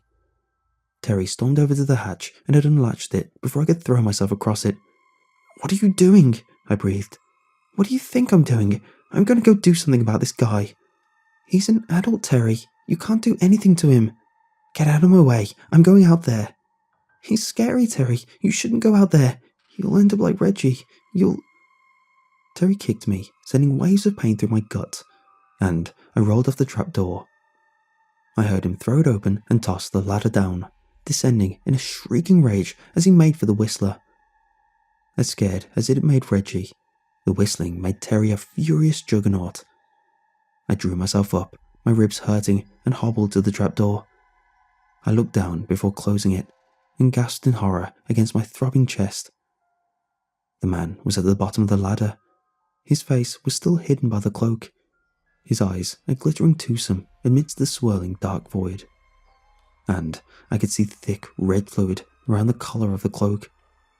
He was 2 rungs up the ladder, temporarily frozen by my gaze, and I slammed the hatch and threw the lock a second before he slammed into it. I crawled away from the hatch, seeing it buck wildly and hearing him scream at me to open it. He cussed and howled like an animal, wanting to get in, but stopped by the strong bolt some past child had installed on the sturdy hatch. Maybe they'd installed it to keep him out, I thought after. My fear overtopped me at some point, and as I watched the door jump in its frame, I must have passed out. When the banging woke me up, it was daylight, and I screamed loud enough to startle whoever had been banging. "Easy, kid, it's Sheriff Basque. Are you okay?" I dragged myself to the hatch, my ribs aching, and threw the bolt before falling back, panting. If it was the whistler, I hoped he was quick at least. My ribs would turn out to be broken, and their healing would encompass 2 of the worst months of my life. Every time I breathed in, I was reminded of the whistler and that last encounter with Terry. At that moment, though, I didn't care what happened. I just wanted it to end. Sheriff Basque pushed the flap open, and I guessed I'd get to live another day. He took me to the hospital. He took me to the waiting arms of my parents, who pulled me into the warm embrace of their arms and threatened to never let go. I had been missing for 2 days, they told me, and when the police had seen the state of our treehouse, they feared the worst. They never found any sign of Terry or Reggie. I told them what happened. I told them about the whistling man, about Reggie's fall, and Terry charging from the treehouse to attack him. I told them about how I'd locked the trapdoor and passed out as I watched the man try to batter his way in. That was 8 years ago. I've seen that night in my dreams every night since. The events live on in my memories in living colour, and I often wake up screaming as the man tries to break the hatch open. In my dreams, I don't pass out. In my dreams, the hatch doesn't hold. In my dreams, I wake up as he wraps his hands around my throat and drags me towards that pitch-black moor he hides beneath a coat. I haven't been back to the forest since that day, and I don't think I ever will. Lately, though, I've been hearing the whistling as I lie in bed at night. I look out the window, my backyard butting up to the woods, and see 2 small figures hovering on the outskirts. Sometimes the man in the coat is there too, but I know better than to try and tell my parents. All of them are gone when I get there, and I just end up looking crazy. I leave for college next week, and I've chosen one in the middle of a big city. I plan to attend it because the closest collection of more than 4 trees is 60 miles from my dorm. I'm hoping that distance will stop these apparitions, but I don't know. I can hear the whistling now, even as I write this. I can hear my dead friend's soft calls as they entice me to come out and play. I can hear that whistling as it scrapes against my nerves yet again. I hear it, and I hope that I get to leave the college before it becomes too much to bear. Before it calls me back to the treehouse once more.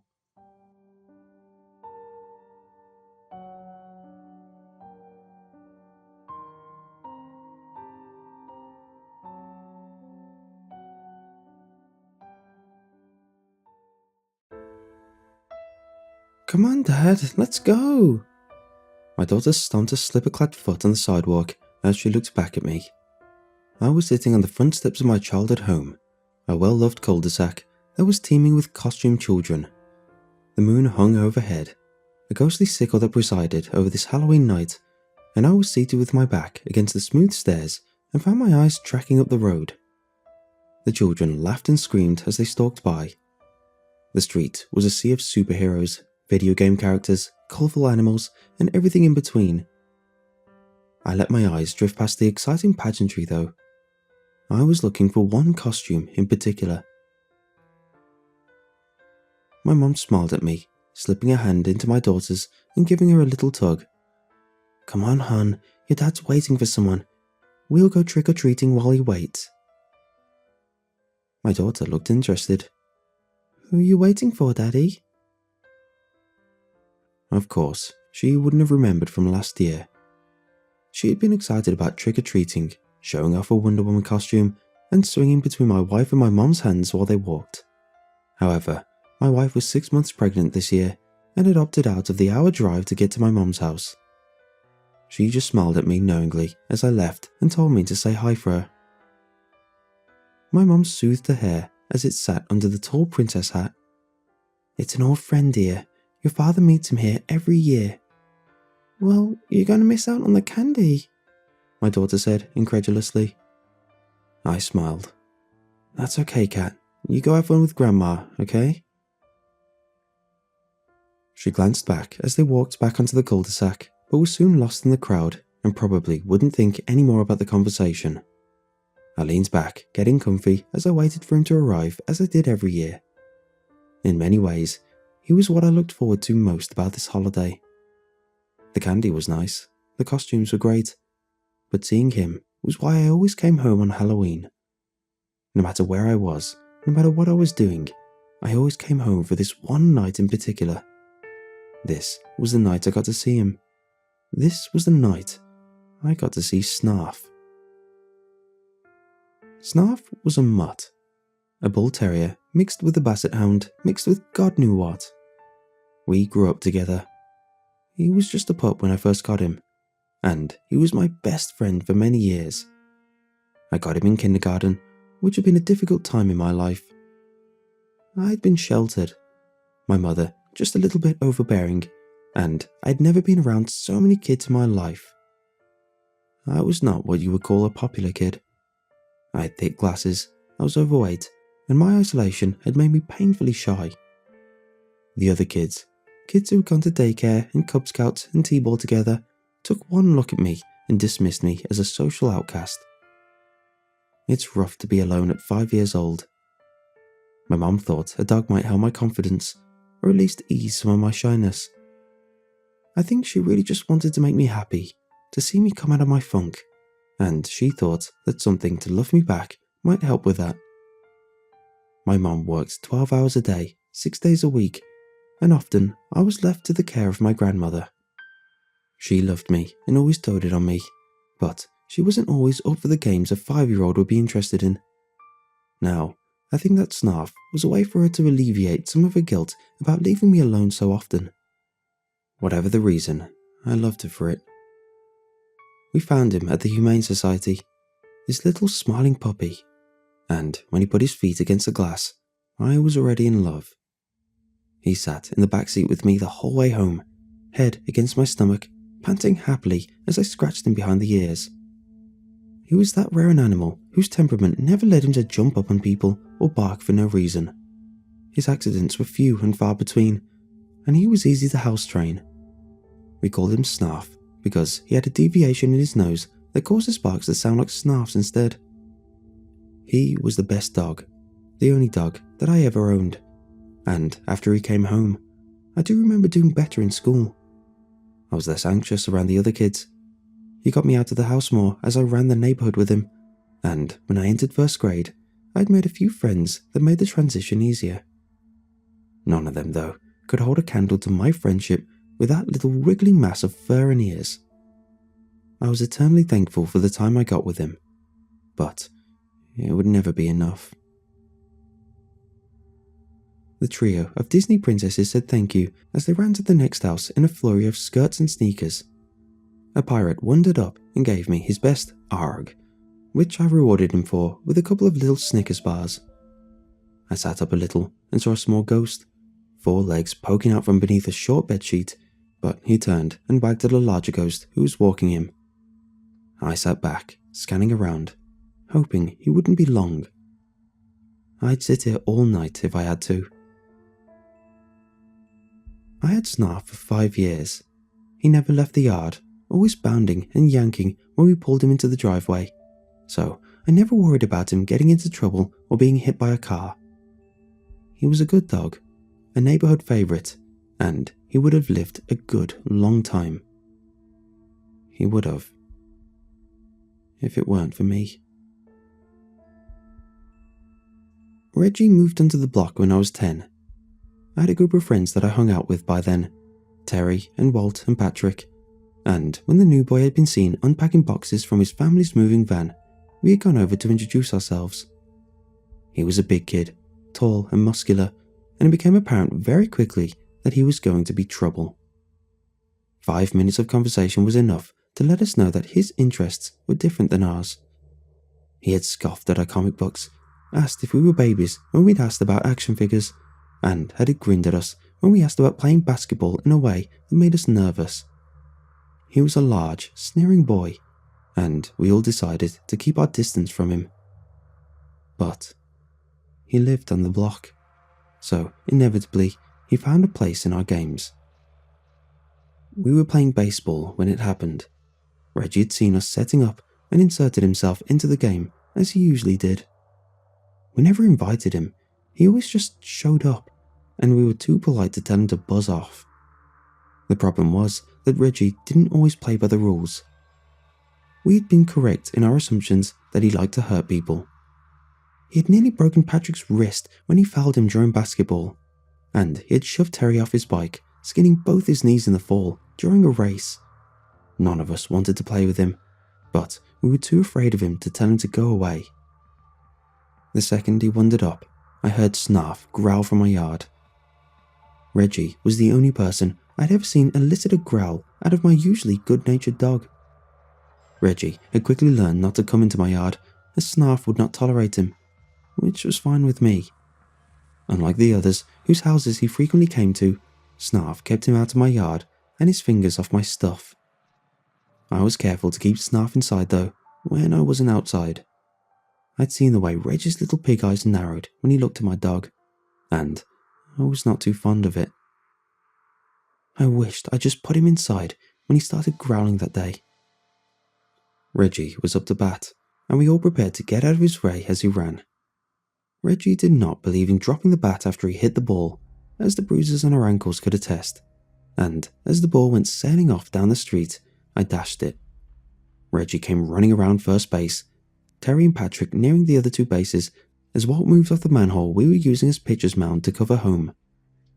It bounced once before I grabbed it, turning to throw it when I heard Patrick yell out in pain. I dropped the ball, sprinting towards them, as Reggie lifted the bat to hit Patrick again. Walt told me later that Reggie had crashed into Philip, skinning his hand as he almost fell over. In a rage, he'd hit Patrick in the stomach and now prepared to bring the bat down on his head. Fast as I was though, Snarf was faster. He hit Reggie in the back, sending him reeling forward and dropping him onto the street. He stood over Patrick protectively, snarling and showing his teeth.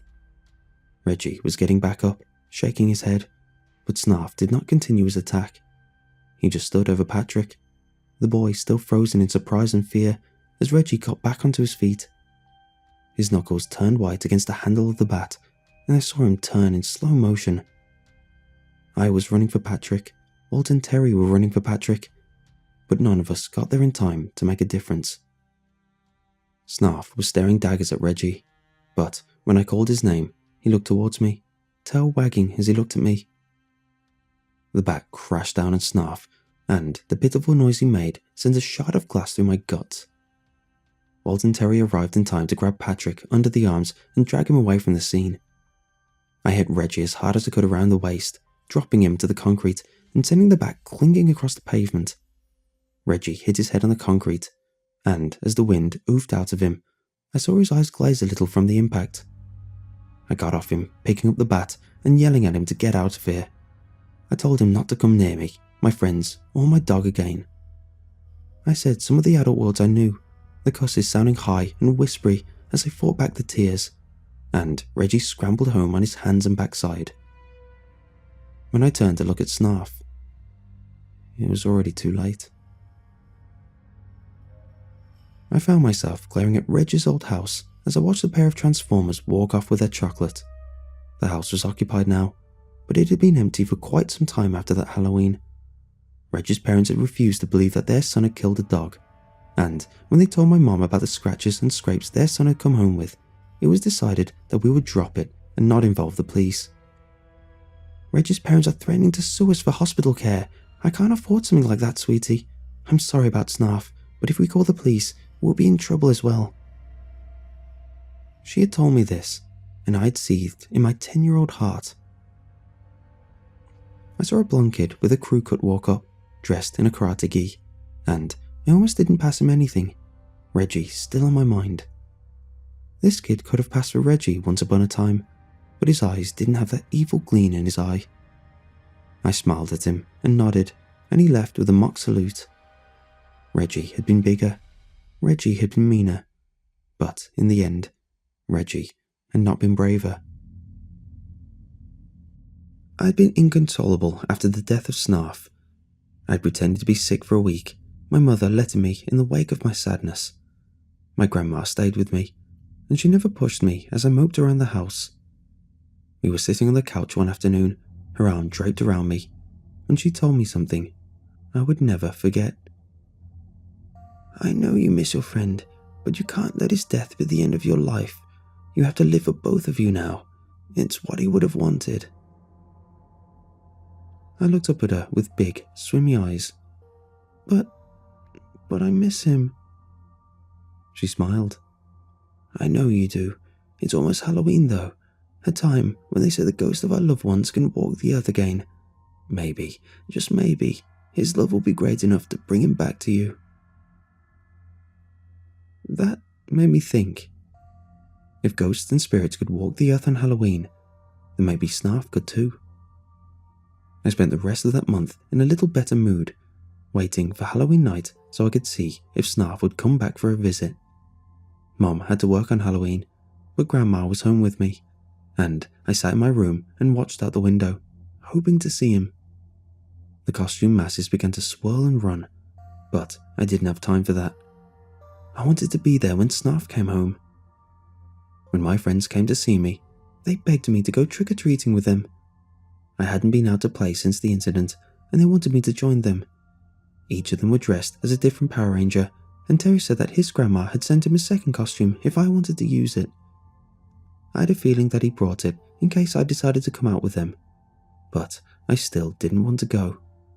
I might miss Snarf. What if I wasn't here when he came back? Once again, my grandma had the answer. I'll keep an eye out for him, and I'll let him stay if he comes while you're gone. I was still hesitant, but after some coaxing from the others, I put on the costume and left with the group. They had made me the Blue Ranger, my favourite at the time, and as we set out into the night, I felt a little better. I had missed my friends over the past few weeks, but after what had happened, I couldn't bring myself to see them. Going out with them now made me feel a lot better. and we spent a few hours filling our sacks with candy. It would have been a perfect Halloween if Reggie hadn't come. I started noticing lights going out in the cul-de-sac as it ticked closer to 10. The kids who were present were becoming older, the little kids already turning in, and I furrowed my brow as Snarf still hadn't appeared. I felt like I had on that first Halloween after his death, looking for him as I walked the streets and hoping to catch a glimpse of him. I heard a bark and snapped my head to the side expectantly. I frowned though. It was just a Labrador in a bee costume, its owner hurrying him as a football player who was heading to the next house. I saw a pair of ninjas wander up and sighed as I took them out some candy. Surely he wouldn't stand me up. It was almost 10 by the time the lights started going out and the street began to empty. My friends and I had full sacks of candy, and I was sitting on the sidewalk and trading candy with Walt. I'd started out looking for Snarf, glancing around as we walked against that tide of excited children. In those 2 hours, I had been granted a reprieve from my sadness. Only now, as we parted ways, did I remember to look for him, and started running home to see if he was with Grandma. When the egg hit me in the side of the head, I staggered, my ears ringing from the impact. I thought I was bleeding when my gloved hand came away wet, but one look told me it was just egg. I looked across the street and saw Reggie grinning at me. He wasn't in costume, dressed in basketball shorts and a tank top, but he did have a silver bat in his hand and was tossing an egg up and catching it. I froze when I saw that he was staring at me, realizing how vulnerable I was out here alone, with my house still 3 streetlights away. Been waiting for you to come back out. We've got unfinished business, Four Eyes. I think I owe you the same sort of beating I gave your stupid dog. He chuckled, swinging the bat experimentally. I stepped off the curb towards him, angry at what he said, but then thought better of it. That metal bat could cave my skull in, and Reggie was pretty good at swinging bats, as I'd seen during our games. I glanced towards my house. 3 streetlights wasn't so far, and I thought I could probably run faster than Reggie could. It was either run or sit here and get killed by this psycho, I realized. I tore off, hearing his trainer slap behind me. I made the first light, easily outstripping him, but I heard him getting closer as I moved under the second light. He slapped the light pole with a bat as he went by, and it made a hollow thunk as it connected. I started to panic. What if he caught me? Would he kill me? Would I die on the road like Snarf had? I wished he was here, I thought, as the tears streamed down my face. He would have protected me. He would have stopped Reggie from hurting me. If I hadn't distracted him that day, maybe he'd be here to help me. My house was in sight when the second egg cracked me in the back of my head. I'd forgotten about the egg he'd been throwing and catching, and though it hadn't been thrown very hard, it surprised me, and I staggered into the fence that separated my yard from the neighbours. I crashed against it with a loud thunk, my head connecting with the boards, and my head swam as a little cheap plastic mask broke into pieces. I was reaching out in slow motion, moving my hands and legs like someone wading through mud. I rolled onto my butt as I prepared to take off again, but it was too late. Reggie loomed over me, the streetlight gleaming off the bat in his hand. "Looks like I caught you," he said, raising the bat. "Say hi to your dog for me when you see him." I pushed against the fence, hoping it would fall backward, knowing it wasn't going anywhere. Reggie raised the bat high, the metal twinkling as the light made galaxies of starbursts. I closed my eyes, preparing for the blow that would end my life. When the growl split the night, I opened my eyes and looked between Reggie's splayed legs. Reggie had turned his head to look at the shadowy crevice between the house next to mine and the fence that now stopped me from escaping Reggie. Between the structures stood a snarling, red-eyed creature that seemed to fill the space with its shadowy mass. Reggie took a sidelong step away from me, the beast snarling as it took a single thunderous step towards him. I felt my breath hitch as Reggie stepped into the street, his own breath trapped, as this looming thing lowered its head and rumbled. My brain couldn't fathom it. This nightmare creature had appeared in my neighborhood out of nowhere, and when it loosed that single, ear-splitting bark, I put my head between my knees and pushed my palms against my ears. I sat in darkness, screaming against my leg as I prepared to be devoured. When the warm tongue slid over my hair, I cracked my back against the fence, trying to escape again.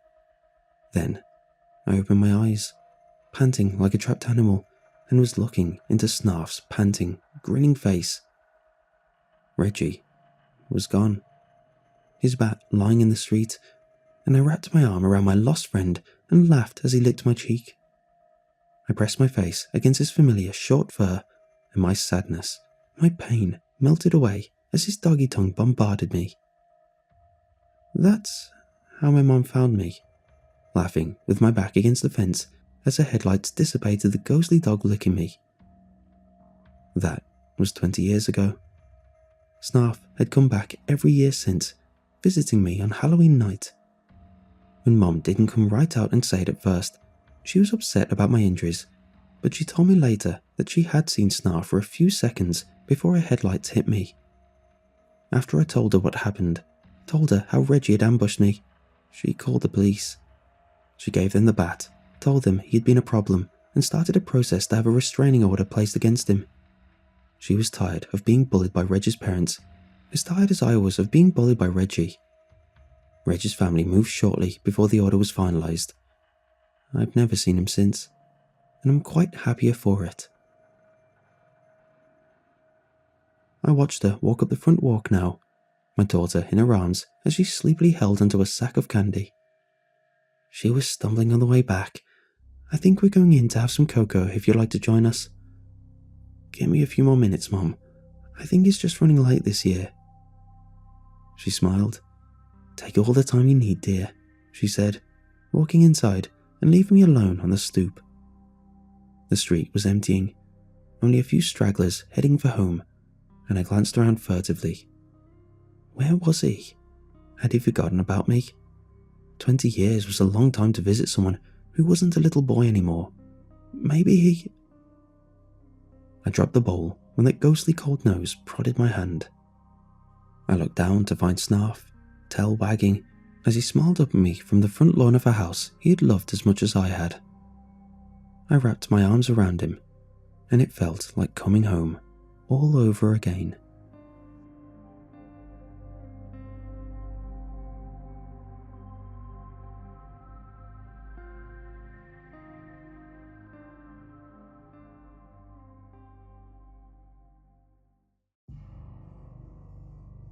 I work for roadside assistance, which basically means I'm the Uber of car problems, sort of like a mobile mechanic. If you have a flat tire or dead battery and call your insurance for help, we're the guys they send out to assist you. It's not a bad gig really, as I basically just cruise around the city all day, listening to music and podcasts and waiting for a driver to get in a pickle. I have no co-workers or boss breathing down my neck, and I just get to kind of do my own thing. Now, as you can imagine, there are some dumb and strange people out there. I'm not knocking our customers, as 99% of the time they are wonderful and appreciative, and I've never actually had an overtly negative interaction with a customer. It's usually the other people hanging around that cause an issue. I've had a few interesting events, but honestly, most of them are more hilarious than anything.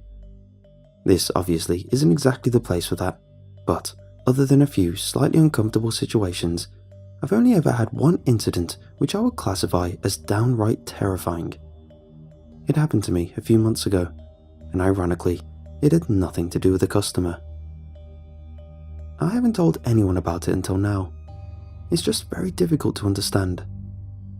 Just to clarify, I'm not currently diagnosed with any mental illness aside from mild depression. Never had any hallucinations or bouts of psychosis in my entire life, nor do I use illicit drugs of any kind. As far as I know, I'm healthy. The reason it's necessary to emphasize this is twofold. One, this event is something I don't know how the hell to explain, and two, I'm honestly terrified of what the implications could be. It started like any other day. I mark up on the map I use to let dispatch know I'm available and prepare myself for the day.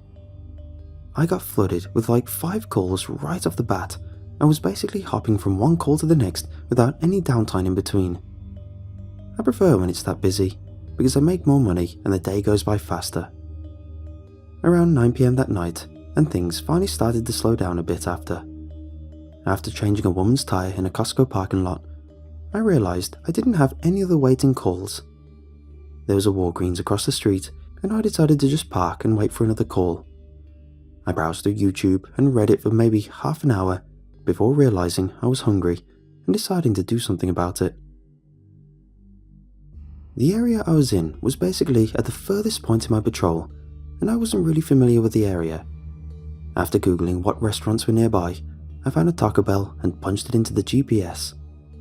Much to my dismay, after about 3 minutes of driving towards it, I saw an odd sight in the road. Multiple police cars had sectioned off the area past the intersection. It must have been a car wreck or some kind of crime investigation, but either way, I couldn't go forward and follow the GPS. With an annoyed groan, I turned right and waited for the GPS to reroute. Apparently, the road that was blocked by the cops was the only real direct route to the Taco Bell, because the ETA on my screen switched from 7 minutes to about 12. The road on the screen winded and twisted into a forested area. In a few seconds, I was outside the small town and onto the back roads that ran parallel to it.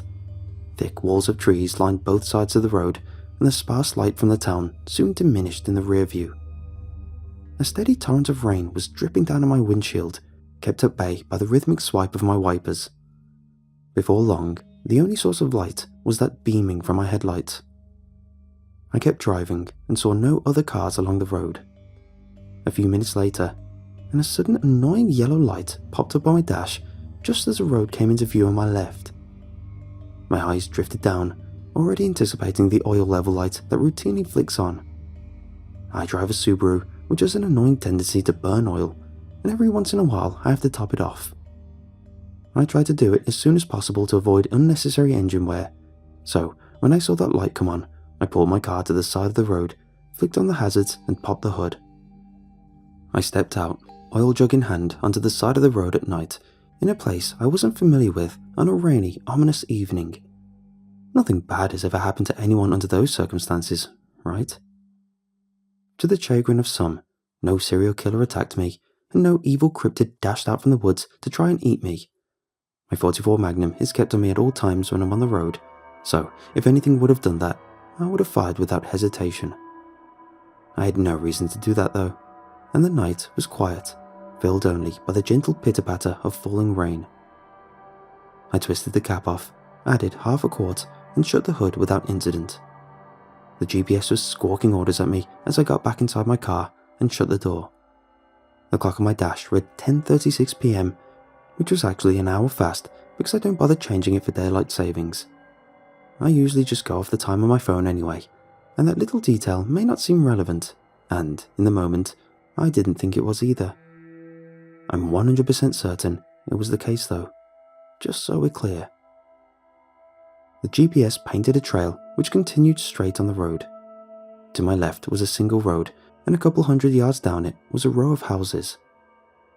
The strange thing was, my GPS didn't show anything there, and gave no indication that the road existed. That struck me as odd, but I figured my GPS just wasn't loading right. After closing and reopening the app, however, I found it unchanged, and my phone had full bars. I thought maybe the road was a new development that hadn't been updated on Google Maps yet, but the houses had clearly been there for quite some time, so that didn't really make sense. I don't know why I was suddenly interested by it. My stomach was still growling and bowels quivering under the prospect of digesting a cheesy gordita crunch. Yet for some reason, I was transfixed on that road, which, according to the almighty Google, did not exist. I turned down the road and watched my headlights swivel towards a cluster of houses. The rainfall had increased in volume, and I kicked my wipers into overdrive. My GPS lost its mind and began nagging me to make a U-turn before I shut it off. I drove forward, seeing the looming houses come closer. The rain that had bellowed a moment earlier then suddenly halted dead in its tracks.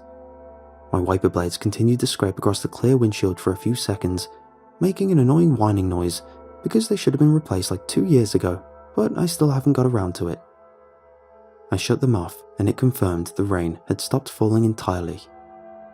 That struck me as odd, and I suppose rain can stop suddenly like that, but I'd never seen it stop that abruptly. An odd feeling struck me then, and a few things happened at once. First was a nervous feeling trickling in my gut, followed by my ears popping as though they had just gone through an altitude change, despite the road being almost entirely flat.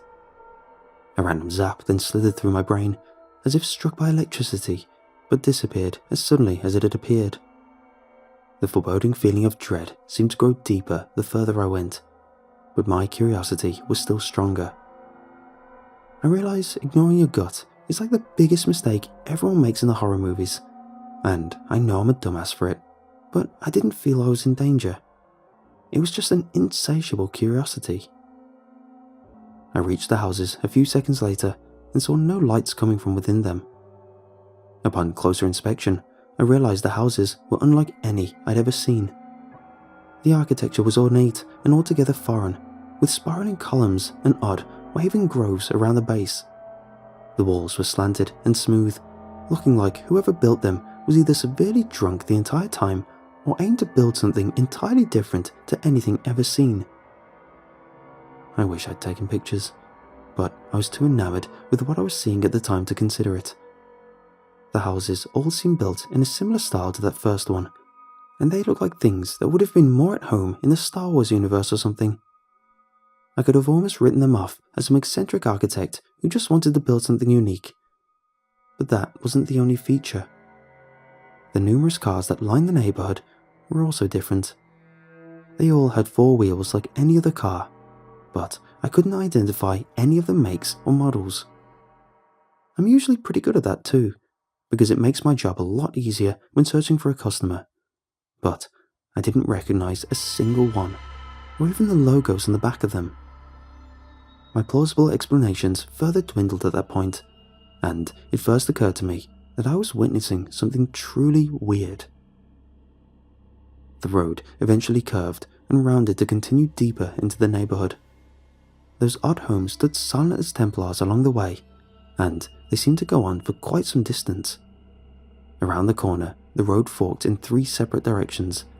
The ones on the left and right led to more clusters of houses, and the one straight ahead led out into another desolate road.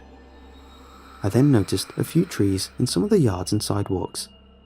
They were tall and skinny, almost like palm trees, but with skeleton branches lined with small yellowish leaves that dangled down like a willow tree. I don't know what species they were, but I'd never seen them. The houses on the left and right were similar in design to the first street, but with a few worrying caveats. Several other doors were cracked open. Two of the houses had a bunch of random debris scattered in the front yard, and one house looked like it had been struck by vandals with a broken front window and damaged door. It looked almost like the houses had been ransacked or struck by a mini tornado. I turned right, simultaneously enthralled and nervous about what I was seeing, not sure what to expect next. But with a nervous tremble, I pulled my .44 from underneath my seat and rested it on my lap. My GPS still had no clue where I was, and according to the app, I was driving aimlessly around in the middle of a forest. As I entered the new street, my headlights illuminated something up ahead, which made me freeze. I hit the brakes and saw something bipedal standing on the sidewalk maybe 100 yards away. It was sort of twitching in this odd, rhythmic pattern that seemed to repeat every few seconds. I was struck all at once by a feeling of thick dread, and also a desire to get closer.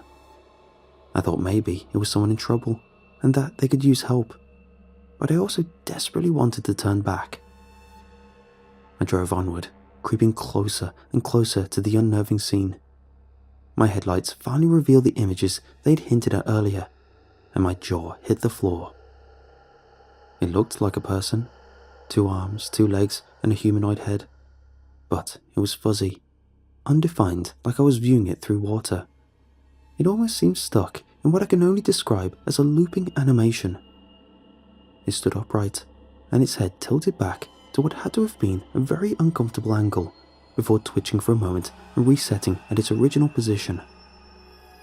It didn't react to my presence at all, and I couldn't make out the details of its face. The way it moved was indescribably unsettling, and I had this subliminal feeling that I was seeing something that was never meant to be witnessed. Whatever that thing was, it was moving in a manner that was impossible for any ordinary human. I'd seen enough and put the car in reverse to turn around and leave. I kept my eye on that thing as I turned around, but it didn't alter its behavior in any way.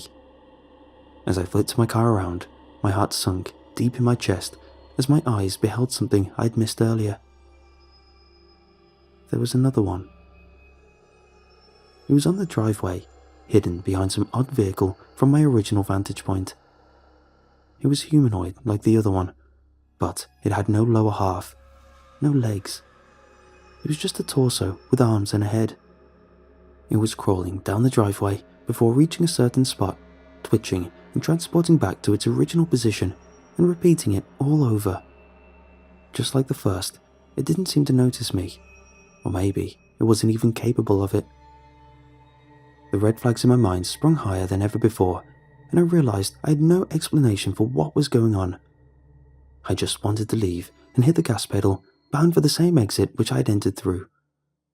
As I retraced my route, I saw more of them. Dozens of them lining the houses I'd previously passed through and behaving in similar fashion to the first two, twitching and moving around in a plethora of ways before resetting into their original positions. I was in full panic mode by then and just wanted to get out. By that point, I was speeding through the neighborhood, and I heard something crash behind me.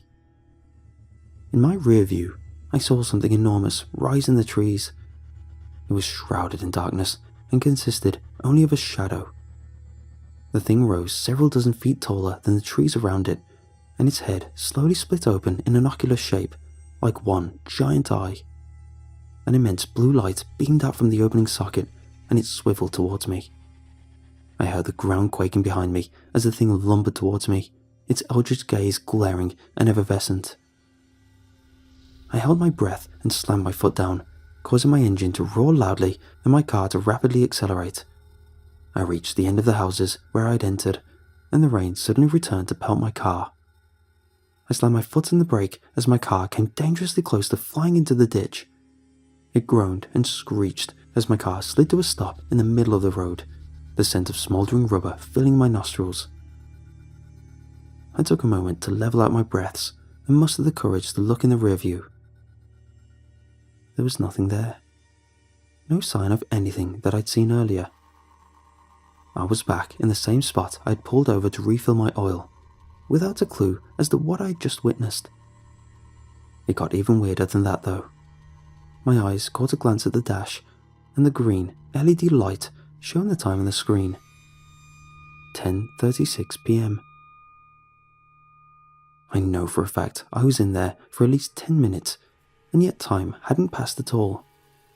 I thought maybe it was broken, but the clock on my phone confirmed the same time. I thought I was really and truly screwed, trapped in some time-devoid dimension for eternity without any hope of returning home. When the clock finally turned and read 10:37, my heart breathed an indescribable sigh of relief. I drove away from there, having lost my appetite entirely. I just drove home, despite my shift lasting another 2 hours. I was just so rattled by what had happened. I didn't care about anything but getting home. This was months ago, and I still have no logical explanation. At first, I thought the whole thing was some incredibly vivid nightmare or a bout of psychosis, but that doesn't explain why the time didn't pass. I guess maybe I subconsciously imagined the clock in my sleep, but the more I go along with this route of thinking, the more unlikely it all seems, and it all just seemed way too real to have been a dream, which of course leads to the outlandish explanation that it actually happened, and I didn't hallucinate any of it. I've been back to that same location where this happened numerous times, but the neighborhood and road aren't there. Nothing is. It's just a grove of trees alongside the road, with no indication there was ever anything else. This whole event has left me with this overwhelming sense of existential dread, like maybe I was transported to a separate dimension or experienced a glitch in the Matrix. I both wish I had more answers, and also that I could forget it ever happened. I really don't even know how to end this post, or even what to think anymore. If anyone has experienced anything like this before, then please tell me. I still work the same job, and I can't really afford to leave it right now. I don't really expect to understand what happened, to be honest, but one thing is clear to me. Reality itself is more convoluted than I think anyone is ready to understand.